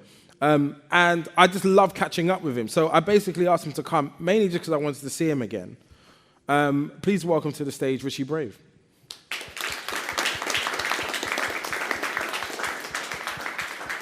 Actually, if you move over one, and then Richie, if you share the mic with Sean, and then we'll share it out. Thank you so much for coming. So what I wanted to do is talk about self-care, and I'm going to continue with Sean very quickly before we jump to the others. And Sean, so you're doing this big thing, you're holding this new space. How do you not scream from your top of your lungs? How do you not fall apart publicly, privately? What happens to you mentally when you're going through these processes of running for mayor? There's two things I say.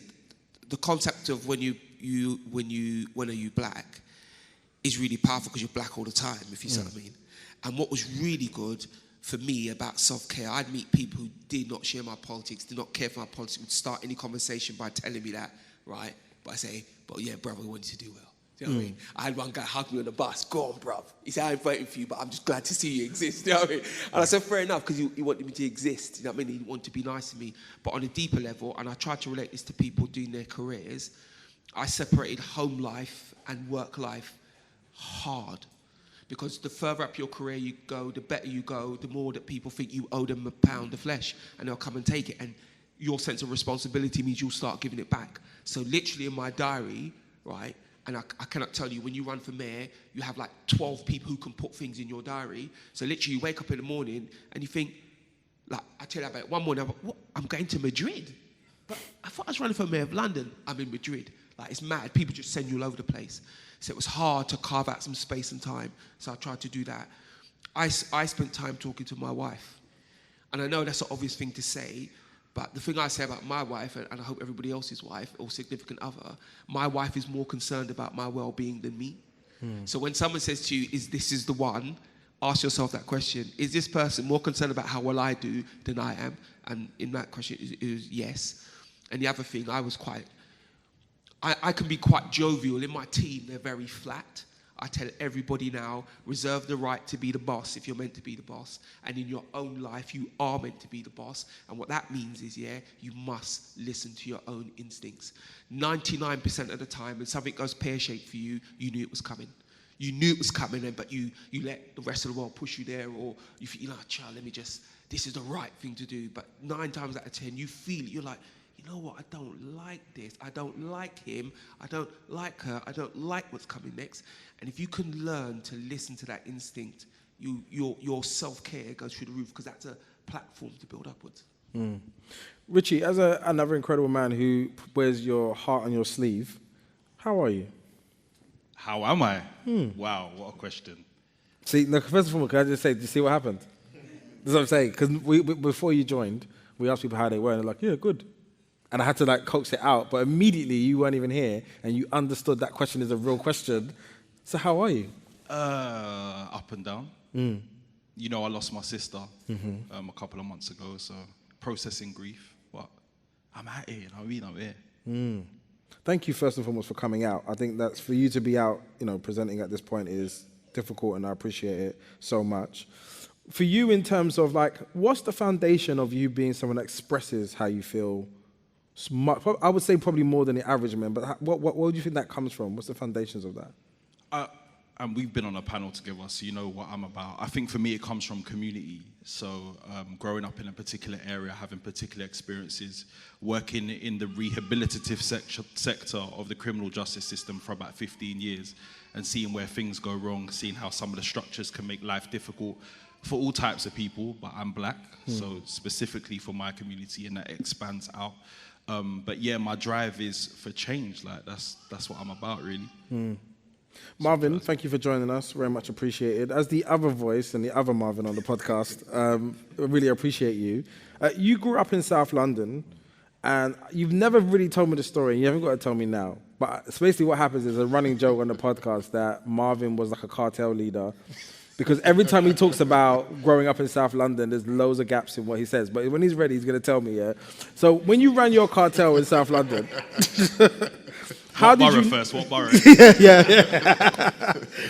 How did you navigate coming from a working class, inner city background in that way to becoming, a professional man, centered, considerate, helping me out? Yeah. I'd say it's a mixture. I think it's, again, it's parenting, like Alex was saying. I think, my mum was a Jamaican woman, came over here as an immigrant. It's a typical story where she was left in Jamaica while her mum was over here, came over, her mum had started a new family, and so she came over as almost like somewhat of the home help in terms of raising your younger siblings while also trying to find your own way in life. My dad, Bayesian background, so my grandfather's Bayesian, so my dad's Bayesian. And so having that very much working class background, having older sisters as well, so back to the women in the community and how they help us. And then there's just a healthy sprinkling of luck. There's many of those stories. I was never a cartel leader. Nick, one of my good friends, can vouch for that. But there's a healthy sprinkling of luck. I mean, I know Richie, I know you're from Lewisham as well. And there's a lot of cases around joint enterprise. Situations where you think, if I got stopped that day in that situation, I'm in the bin. That happens a lot. Or if I was in that situation when X, Y, Z happened, something else could happen. There'll be an unfortunate outcome.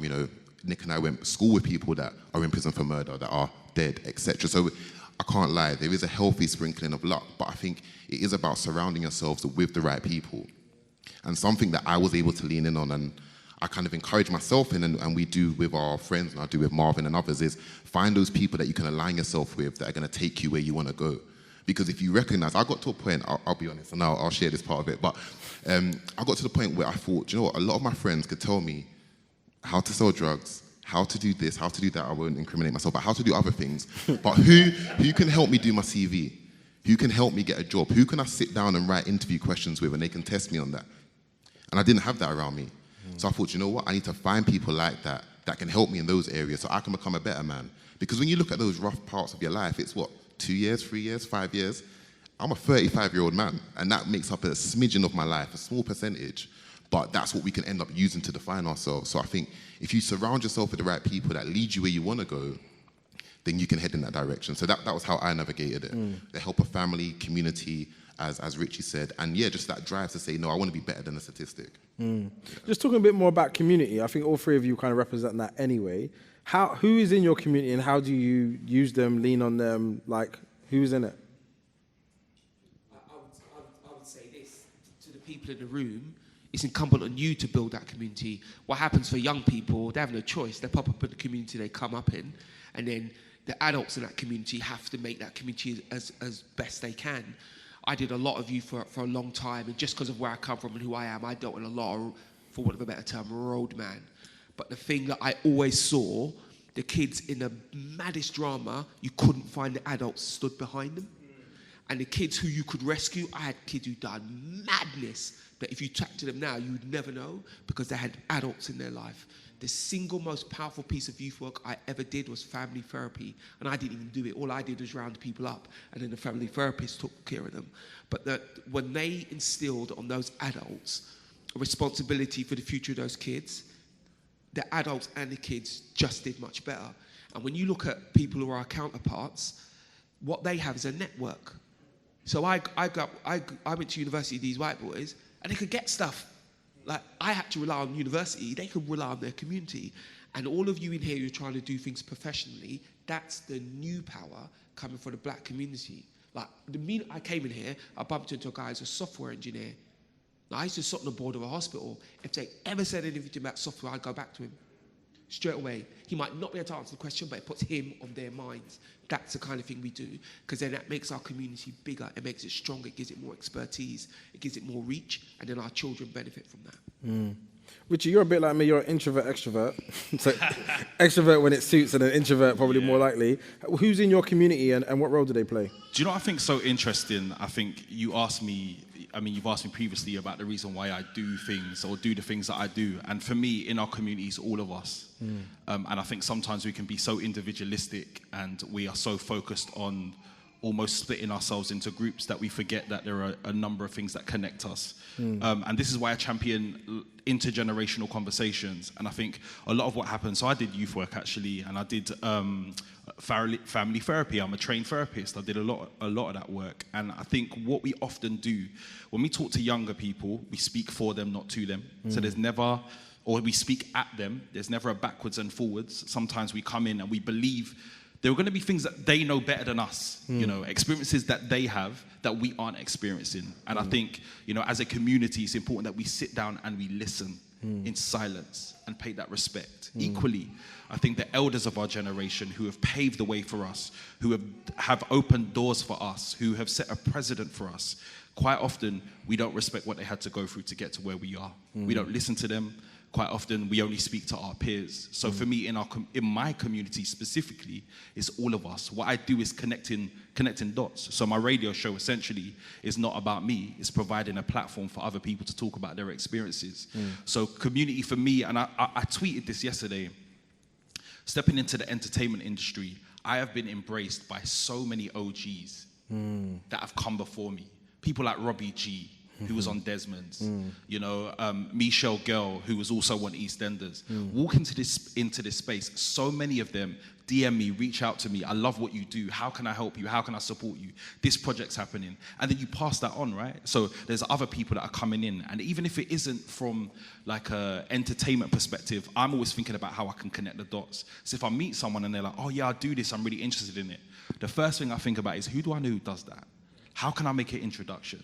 So I think sometimes when it comes to community, we need to move out of this small, insular ideology of community, who's in our ends or who's in our immediate circle, and understand if we're speaking about black people specifically, we are all connected in a particular way. And I like the fact that, and I know our politics don't align, but essentially there are things that connect us as black people. So I think we have to start looking at the collective rather than the individualistic for me. So community is everybody. Marvin? I think for me, just to build on and not repeat what's already been said, I think I also start to look outside of my race as well, because I think what's been a huge catalyst with George Floyd and Black Lives Matter is allyship. And actually, I've been in many situations where the person that's reached out to me hasn't looked like me. And perhaps they've not known how to engage with me, they've not known what to say, they maybe step on my toes in some of the things that they say, but they've seen something. And race hasn't been an issue, race hasn't been a blocker, and they want to help. And then similar to something that Sean mentioned before, it's also about me getting that chip off my shoulder and saying, do you know what, I'm going to let this white man or this white woman or this Asian person help me because I see the greater good. I see the bigger purpose beyond just the racial politics around it. And so I think something that I've done personally is put myself in more spaces where I may be the only one, but I'm not there as a token. I'm there to kick open the door. I'm going to hold open the door so all of you guys can come in with me and we can get comfortable in those spaces. And I think you do feel imposter syndrome, you do feel challenged, you do feel uncomfortable, but it's about remembering in every space, and I'll say this to everyone, is that you're qualified to be there. If you're in the room, no one's questioning your credentials. That's in your head. You're qualified to be there. If you've got a seat around the table, bring your voice and your perspective to the table and have a contribution. So over the last few, I'd say 2 years, it's been expanding my community and looking outside of the black community, because in a homogenous way, I think we can achieve a lot more when we work together. A question for all of you, and you can answer at your own discretion. How do we create that harmony specifically with black women, black queer community, black disabled community? Like, how do we create that harmony? Because inherently, the charge that was levied at black men was that we are the white men of the black community, as in we oppress more people and we don't include, we don't create space for, we don't honor, we don't, all those things. And we're quite clunky in how we maneuver. But how do we create that space intentionally, specifically for those communities which are probably underrepresented? Can I say, one of the things is reckoning with the things that we don't find comfortable. So sometimes when someone makes a grandiose statement about something, there is truth in it for that person. And one thing that I was taught doing the work that I did is look at the idea, not the delivery. So what is somebody saying to you in making a direct statement? And this is why I'm saying intergenerational conversations are so important, but so are intercommunal conversations, depending on what community. So you're saying maybe queer people, or black men and black women, or the trans community, etc. Once we start having those conversations, we realize there's a lot that connects us rather than divides us. But I think what ends up happening, we live in a social media world, which I'm very much in, but it's so combative that the conversations are never about getting to a solution. They're about winning and losing. Conversations and moving things forward, and progression is never about a winner and a loser. It's about collective progression and solutions. So I think when it comes to connecting each other, we need to look at solutions and creating change, as opposed to, well, I've won that argument now, and I come offline, and what's happened? I've created an environment where people feel uncomfortable and no one's talking to each other. So having conversations, I think, are really important. And I think it comes back to something that you said, being able to pool resources. When you're pooling resources with people who are different to you, you're able to progress even further. I don't always see as, we talk about a small axe chopping down a big tree. There was another way to do that, and that's a bunch of termites, When you have a bag of people yamming that tree, that tree's coming down. It doesn't always take one person. Sometimes it takes a collection of people. So for me, it's about recognizing the things that are the same in each other and having conversations and moving forwards amongst that, as opposed to just focusing on the differences. Sean? I would say turning up. One of the things, what I'm going to say is a real contradiction. I would say turning up, going to places that you're not expected. When my grandmother once saying to me, if there's no black people there, what are they hiding? Do you know what I mean? So away I go and look, and much of my life has been characterised as being, the only black person in the room. The reason I tell you about the army, because that's it's an environment you don't really find black people in. But what I found is the men there, and they are all men in this context, are high quality people. And there's a lot of value. I've learned so much from them that I couldn't learn from the black community. So there's a value in going out and learning stuff from other communities. Remember, those communities have thrived and prospered for a reason. The reason I told you about the Indian community, I didn't know how big it was. I didn't know how its history, how involved in politics it was, in philanthropy. It's a really, really powerful community. It's a real use to me. One of the people who's been most helpful to me is a Jewish man. And he never came to me because I was black. He came to me, and it goes back to something Alex said, he believed in my ability to do my job. And I'd say to anyone, if we're building links, particularly beyond our own community, it becomes about quality. I think sometimes black people are encouraged to consider themselves worthy because they're black. The universe don't care what colour you are. If the universe has got a problem and you can answer it, then it will let you answer it. It won't say, well, where's the black people first? And the idea that we just come because we're black, for me, isn't always useful. I often find, obviously I'm in politics, I often find when people are talking that way, it's to their benefit, not ours. And I think the future for our children is to just be seen as brilliant. And the way they're seen as brilliant is the platform we give them. What's their home life like? Who are the men that they're meeting in the community who are supporting them even if they don't know them? A Jewish kid said something really powerful to me. We were at an event, right? And basically at a football event, and they got crushed. They were terrible. And this other guy came over and said to him, good try, lads, really well done, blah, blah, blah, blah, blah.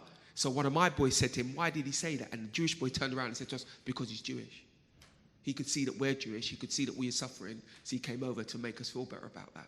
And I was like, wow. And I wonder how many of us would do that. And not just for black kids.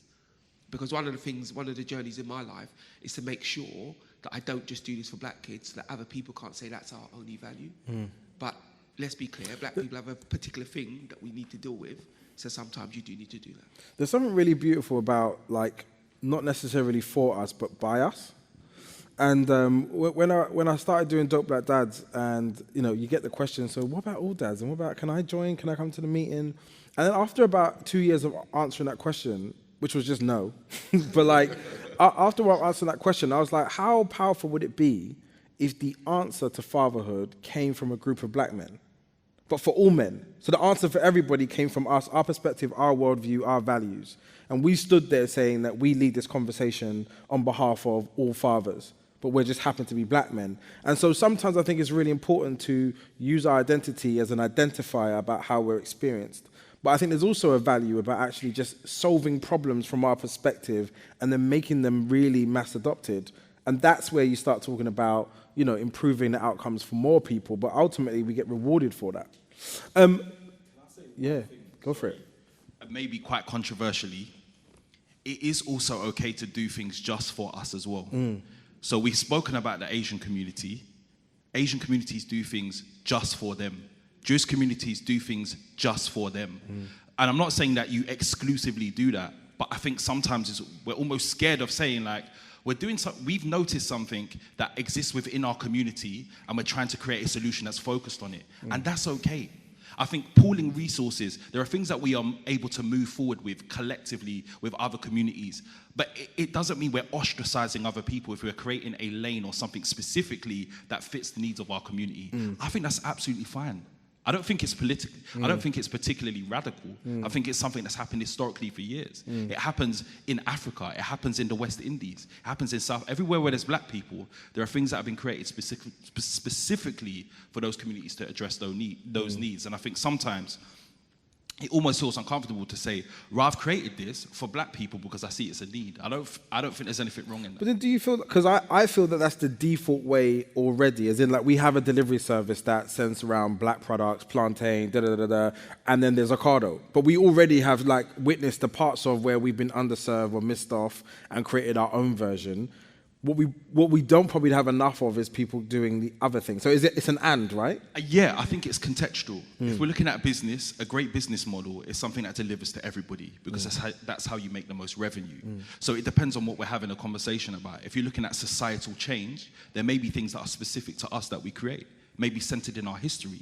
You spoke about some of the tensions that exist between black men and black women or the black queer community. Those are things that are going to be created to move things forward for us. So if we're looking from a business perspective, absolutely. It makes sense to do something for everybody. But when it comes to social justice, and it's an and, right? If we look at class, for instance, class and race intersect. So if you are a black person, you are more likely to be of a working class background. So social mobility, something that makes sense for everyone, makes sense to me. But there are things that are specific to blackness. And I don't think it's a bad thing to create something that addresses some of the things that exist within our... look at where we're at. Look at the event. Look at what we're discussing. You're definitely right for two reasons. For one, some of our problems can and should only be answered by us, because anybody else in that conversation is likely to either embarrass, enrage, or just get it wrong. And there's a pride in answering your own problems. Us fixing things for our future and our children's future should never be shied away from. And of course, everybody else does it. We have women's groups, men's groups, gay groups, straight groups. So in that context, it's fine. I think where the challenge comes is in the general, for want of a better word, societal, political arena, where you should act for the entire society. you asked me a question about running for mayor, and I think one of the questions I answered adequately is that I wasn't going to be a mayor for black people. I was going to be a mayor for everyone. Actually, being a black mayor in the context of London particularly means you tend to have an understanding of everyone's problems, because we've had to march through quite a few. But it was always about giving an alternative for everybody, if you see what I mean. And I actually think the history of black people and our communities, we are culturally very good at holding 2 or 3 endpoints. We don't have to have it one way. We can carry things quite nicely. Powerful. Marvin, I can't remember what the question was, but do you have a view? What, this one or the one before about community? Any view. So yeah, I held on to it. But one thing I was going to say is lean in and try to understand some of your biases and where they come from.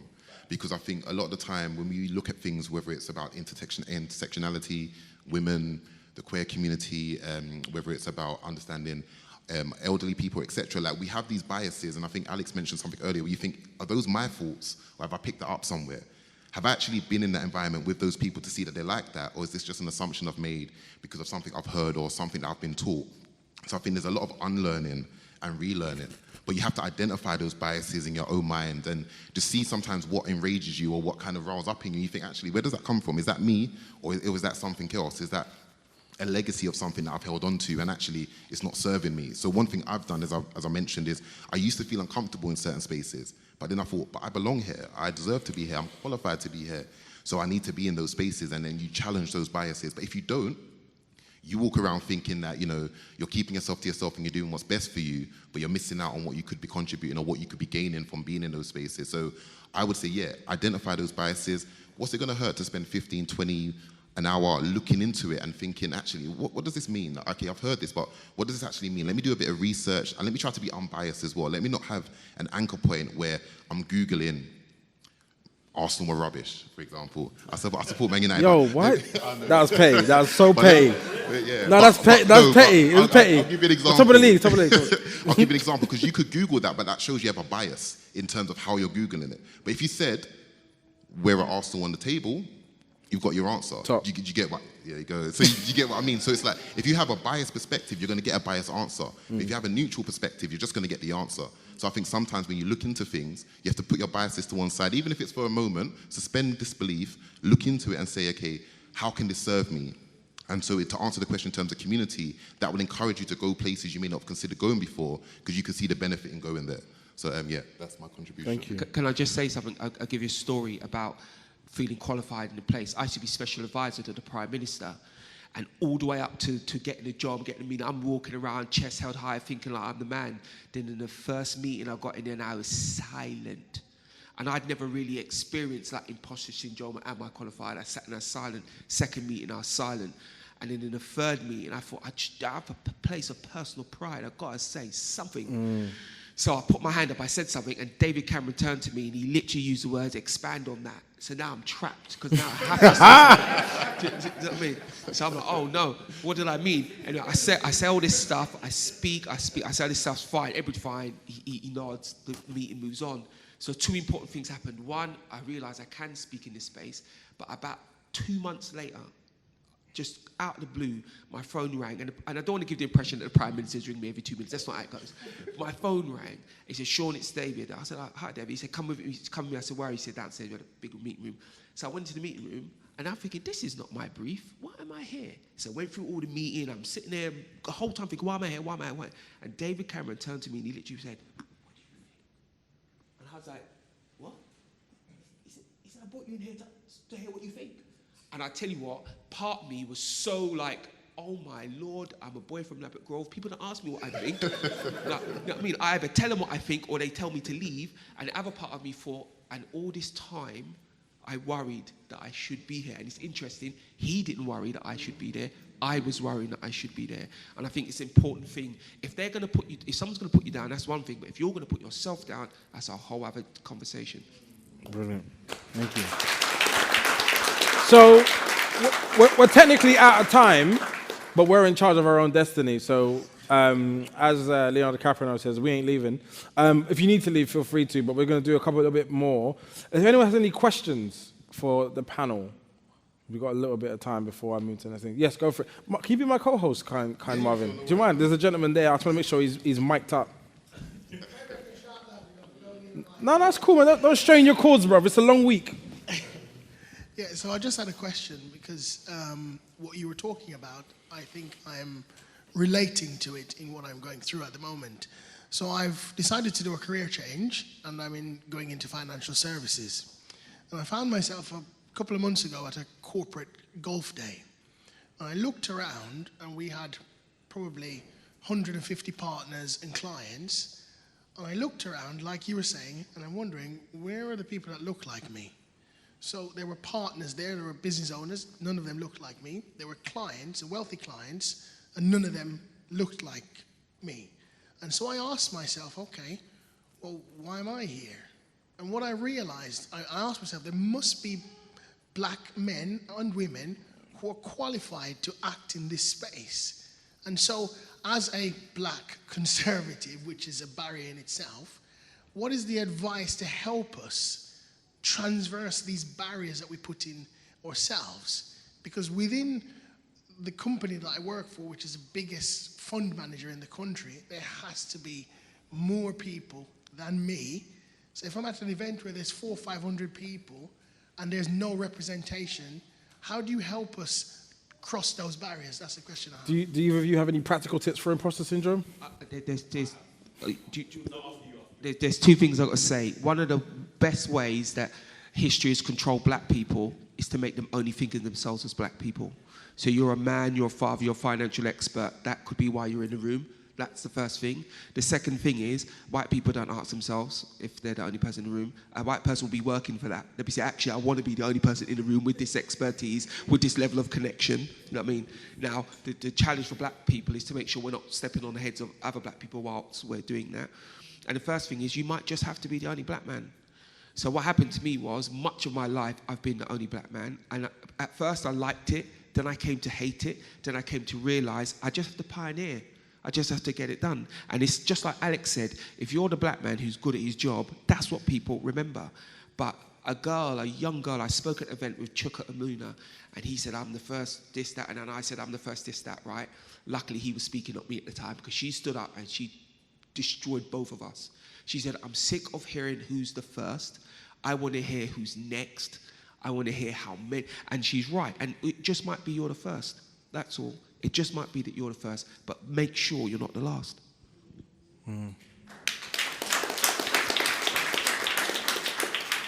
I think you've touched on something really important there, and something structural. And there's a reason why often there's the first or the only inside the room. And specifically when it comes to imposter syndrome, as soon as you realize that the reasons why you feel what you feel are a manifestation of a structure and not you feel differently about it. So for me, when I walk in a room, imposter syndrome, I hear a lot of these things like, how do I manage imposter syndrome? How do I manage walking into a room? And I get it, and it's fair. And those are managing the emotions and the areas or the arenas that I'm in. But equally, I know that I don't feel this way because of me and my ability. I feel this way because of the arenas and the precedent that's been set and the structures that exist.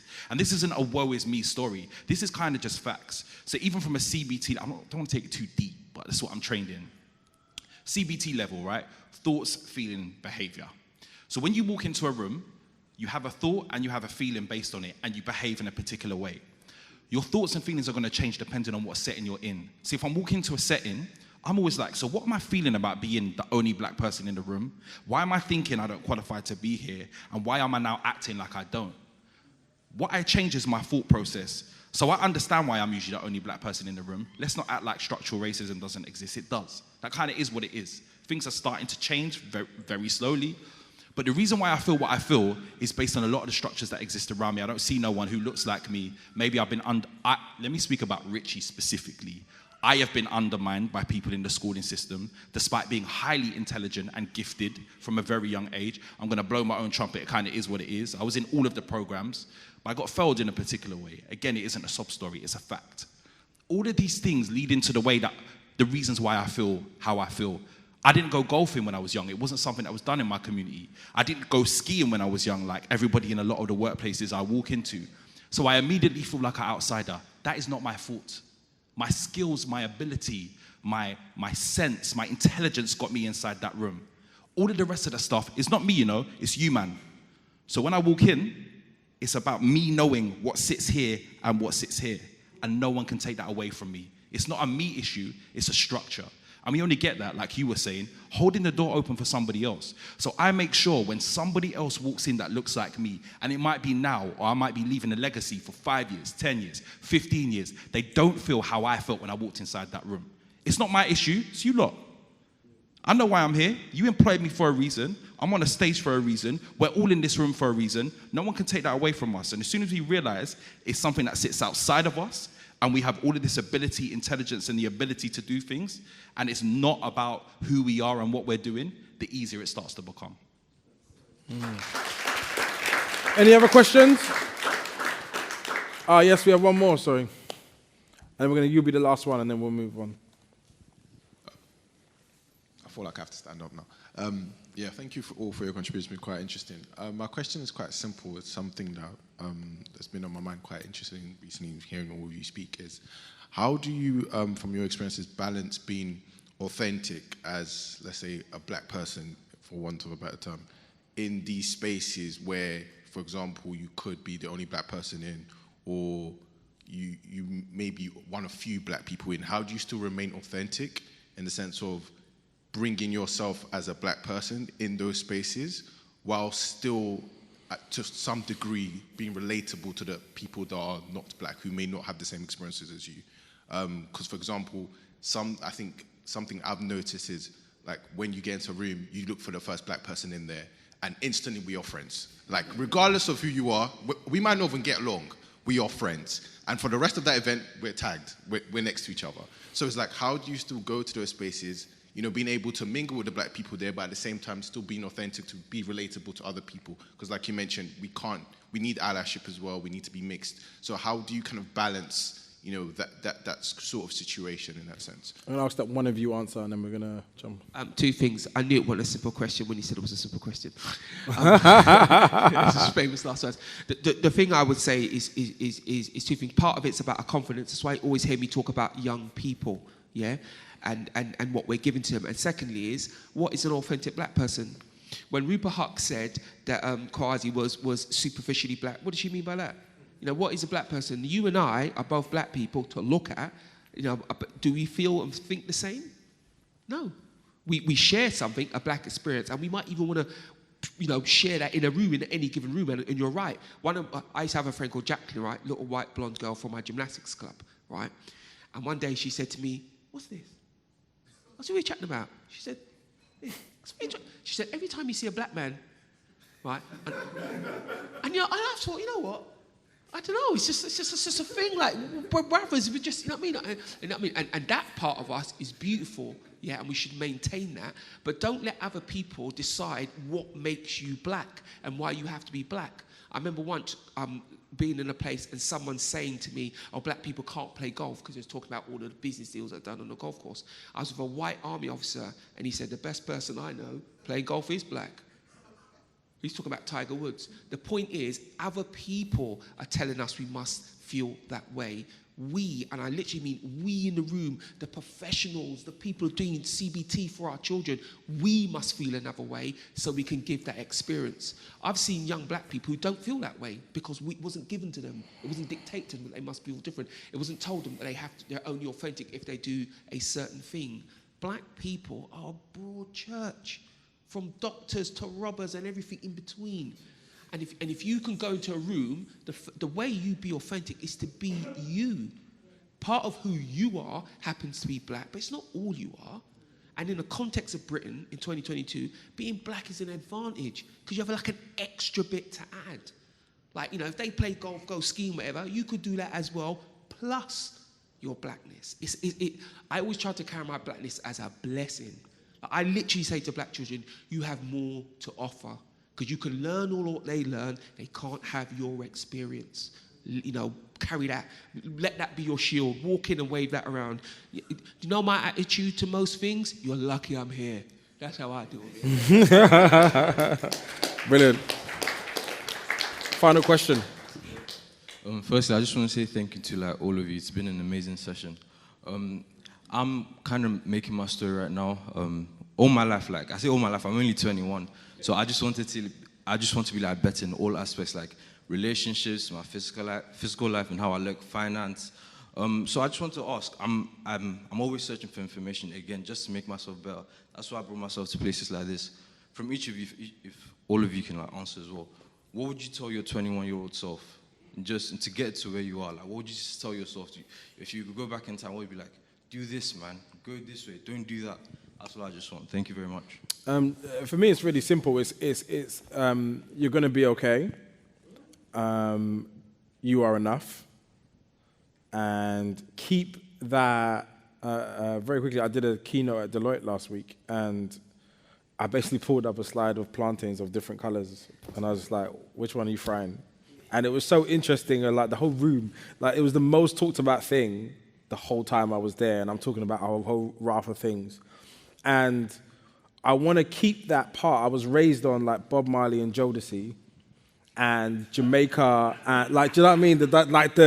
The balance of those two things, and, you know, plantain versus plantain, and, you know, and I said I'm going to invent Jamaican jollof rice because I want us in the conversation. And I was just like, that is, like, it's almost stereotypical, but that is authentically my worldview. That's me. And I filtered so much out of it in all my jobs, and I missed out on all my jobs, and all the people around me missed out on an actual, real, authentic experience. So those three things are the things that I would hold probably dearest. I would say start your pension as soon as possible. Great idea, yo. I would say people like kind people. There's no greater quality a person can have than to be kind. It doesn't matter how clever you are or how stupid you are. If you're kind, people remember that. I say thirdly, be willing to learn. But fourthly, be you. At some point, you don't take advice, give it. I mean, at some point, you've made your mind up. And I always think if you have a vision for your week, your month, your day, your life, your relationships, it's much more likely to happen. So have that vision. Think about what you want, and then it's much, much easier to get it, and you're much harder to lead astray. There's probably two main things for me. 21, I was actually the youngest CBT therapist, like the person delivering that in the country, ever. But that's not it. And I think 21, you do these things and you're like, oh, this is great. But who I thought I was at 21 years old is not who I am now. And I had no idea. I mean, having a show on 1Xtra, I had no idea that would happen. I didn't know where my life was going. And what we think it's going to be, sometimes that's not it. I'm doing this, but what else? But what else? But what else? Something else might happen. So it's always keeping your mind open enough to know that there are doors around you constantly. So the connection with people, I think, is really important. Lastly, and I cannot stress this enough, make space for your emotional self. That's what I tell myself. So while I'm focused on achieving, when I'm focused on community, and I'm someone who has been a community worker since I was 16, I was always out there trying to help people, my family, except I come from a massive Guyanese family. I don't know if anyone's Guyanese in here, but the families are big, aunties, uncles, cousins, always trying to look after them. But what I didn't do was make space for our emotional self. And I grew up in a particular environment. It wasn't too long after I lost my cousin to murder around that time. And I didn't make space for me and my emotions. And that slowed me down. I think if I'd created space for my emotional self, I'd probably be a little bit further along than I am now, because I would have done the work a little bit earlier on. But I was young, right? Lastly, I will say it's okay to make mistakes. At 20, I feel like I'm talking down to you, and I hope it doesn't feel that way. I think when we're young, we want to do everything perfect, and we want to have the perfect job, and we want to get the perfect results, and we want to be the perfect man, and we want to have the perfect relationship, and we want to have the perfect body. I mean, it helps. I don't have that now. It's been a few years since 21, but everything's got to be perfect, and it's okay not to be, you know? It's okay to fail at things and use that as a springboard to do something else. So make space for your emotional self. What else? And look after, what did I say?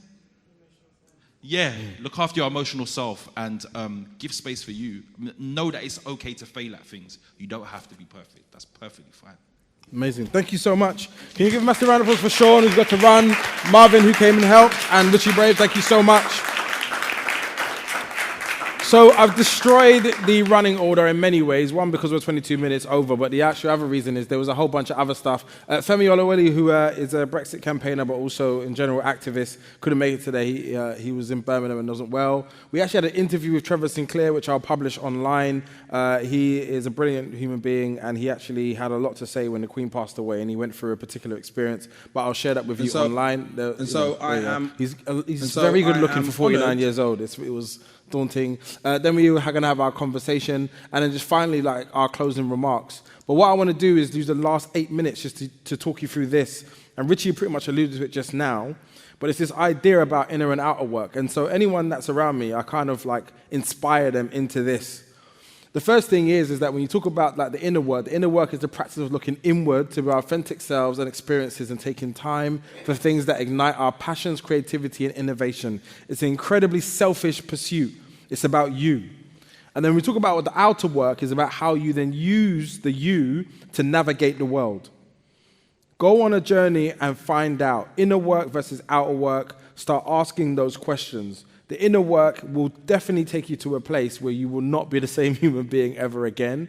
One day I'll share my journey with you even further. But like, it's a very beautiful experience and it's essential. The person that you are today is not necessarily the person that you are. And so you can only know that by asking those questions. So inner work versus outer work. And for me, when you're doing the outer work, that's about how you navigate this world. And you talked about kindness as an incredibly powerful trait. You can only be kind if it's authentic. Otherwise, when it shows up and you're not kind, it's the most violent thing to the people around it. So you're being kind, you invite everybody in based on your kindness because you believe that's what you should do and it's an act. And then it goes wrong, and then your reaction to them sets fire to everything inside them. It triggers them, it confuses them, makes them feel unsafe. So you have to be authentically kind, and to do that, that's where the inner work kicks in. There are some more examples around it, but I think the main thing is I want you all to go and search that, Google that, understand it for yourselves, and hopefully your journeys will be very prosperous. Thank you all so much for coming today. I very much appreciate you. I'm sure there's more activities. There's actually food outside if you're hungry, so please eat everything that there is, and I really appreciate you being here today. Thank you.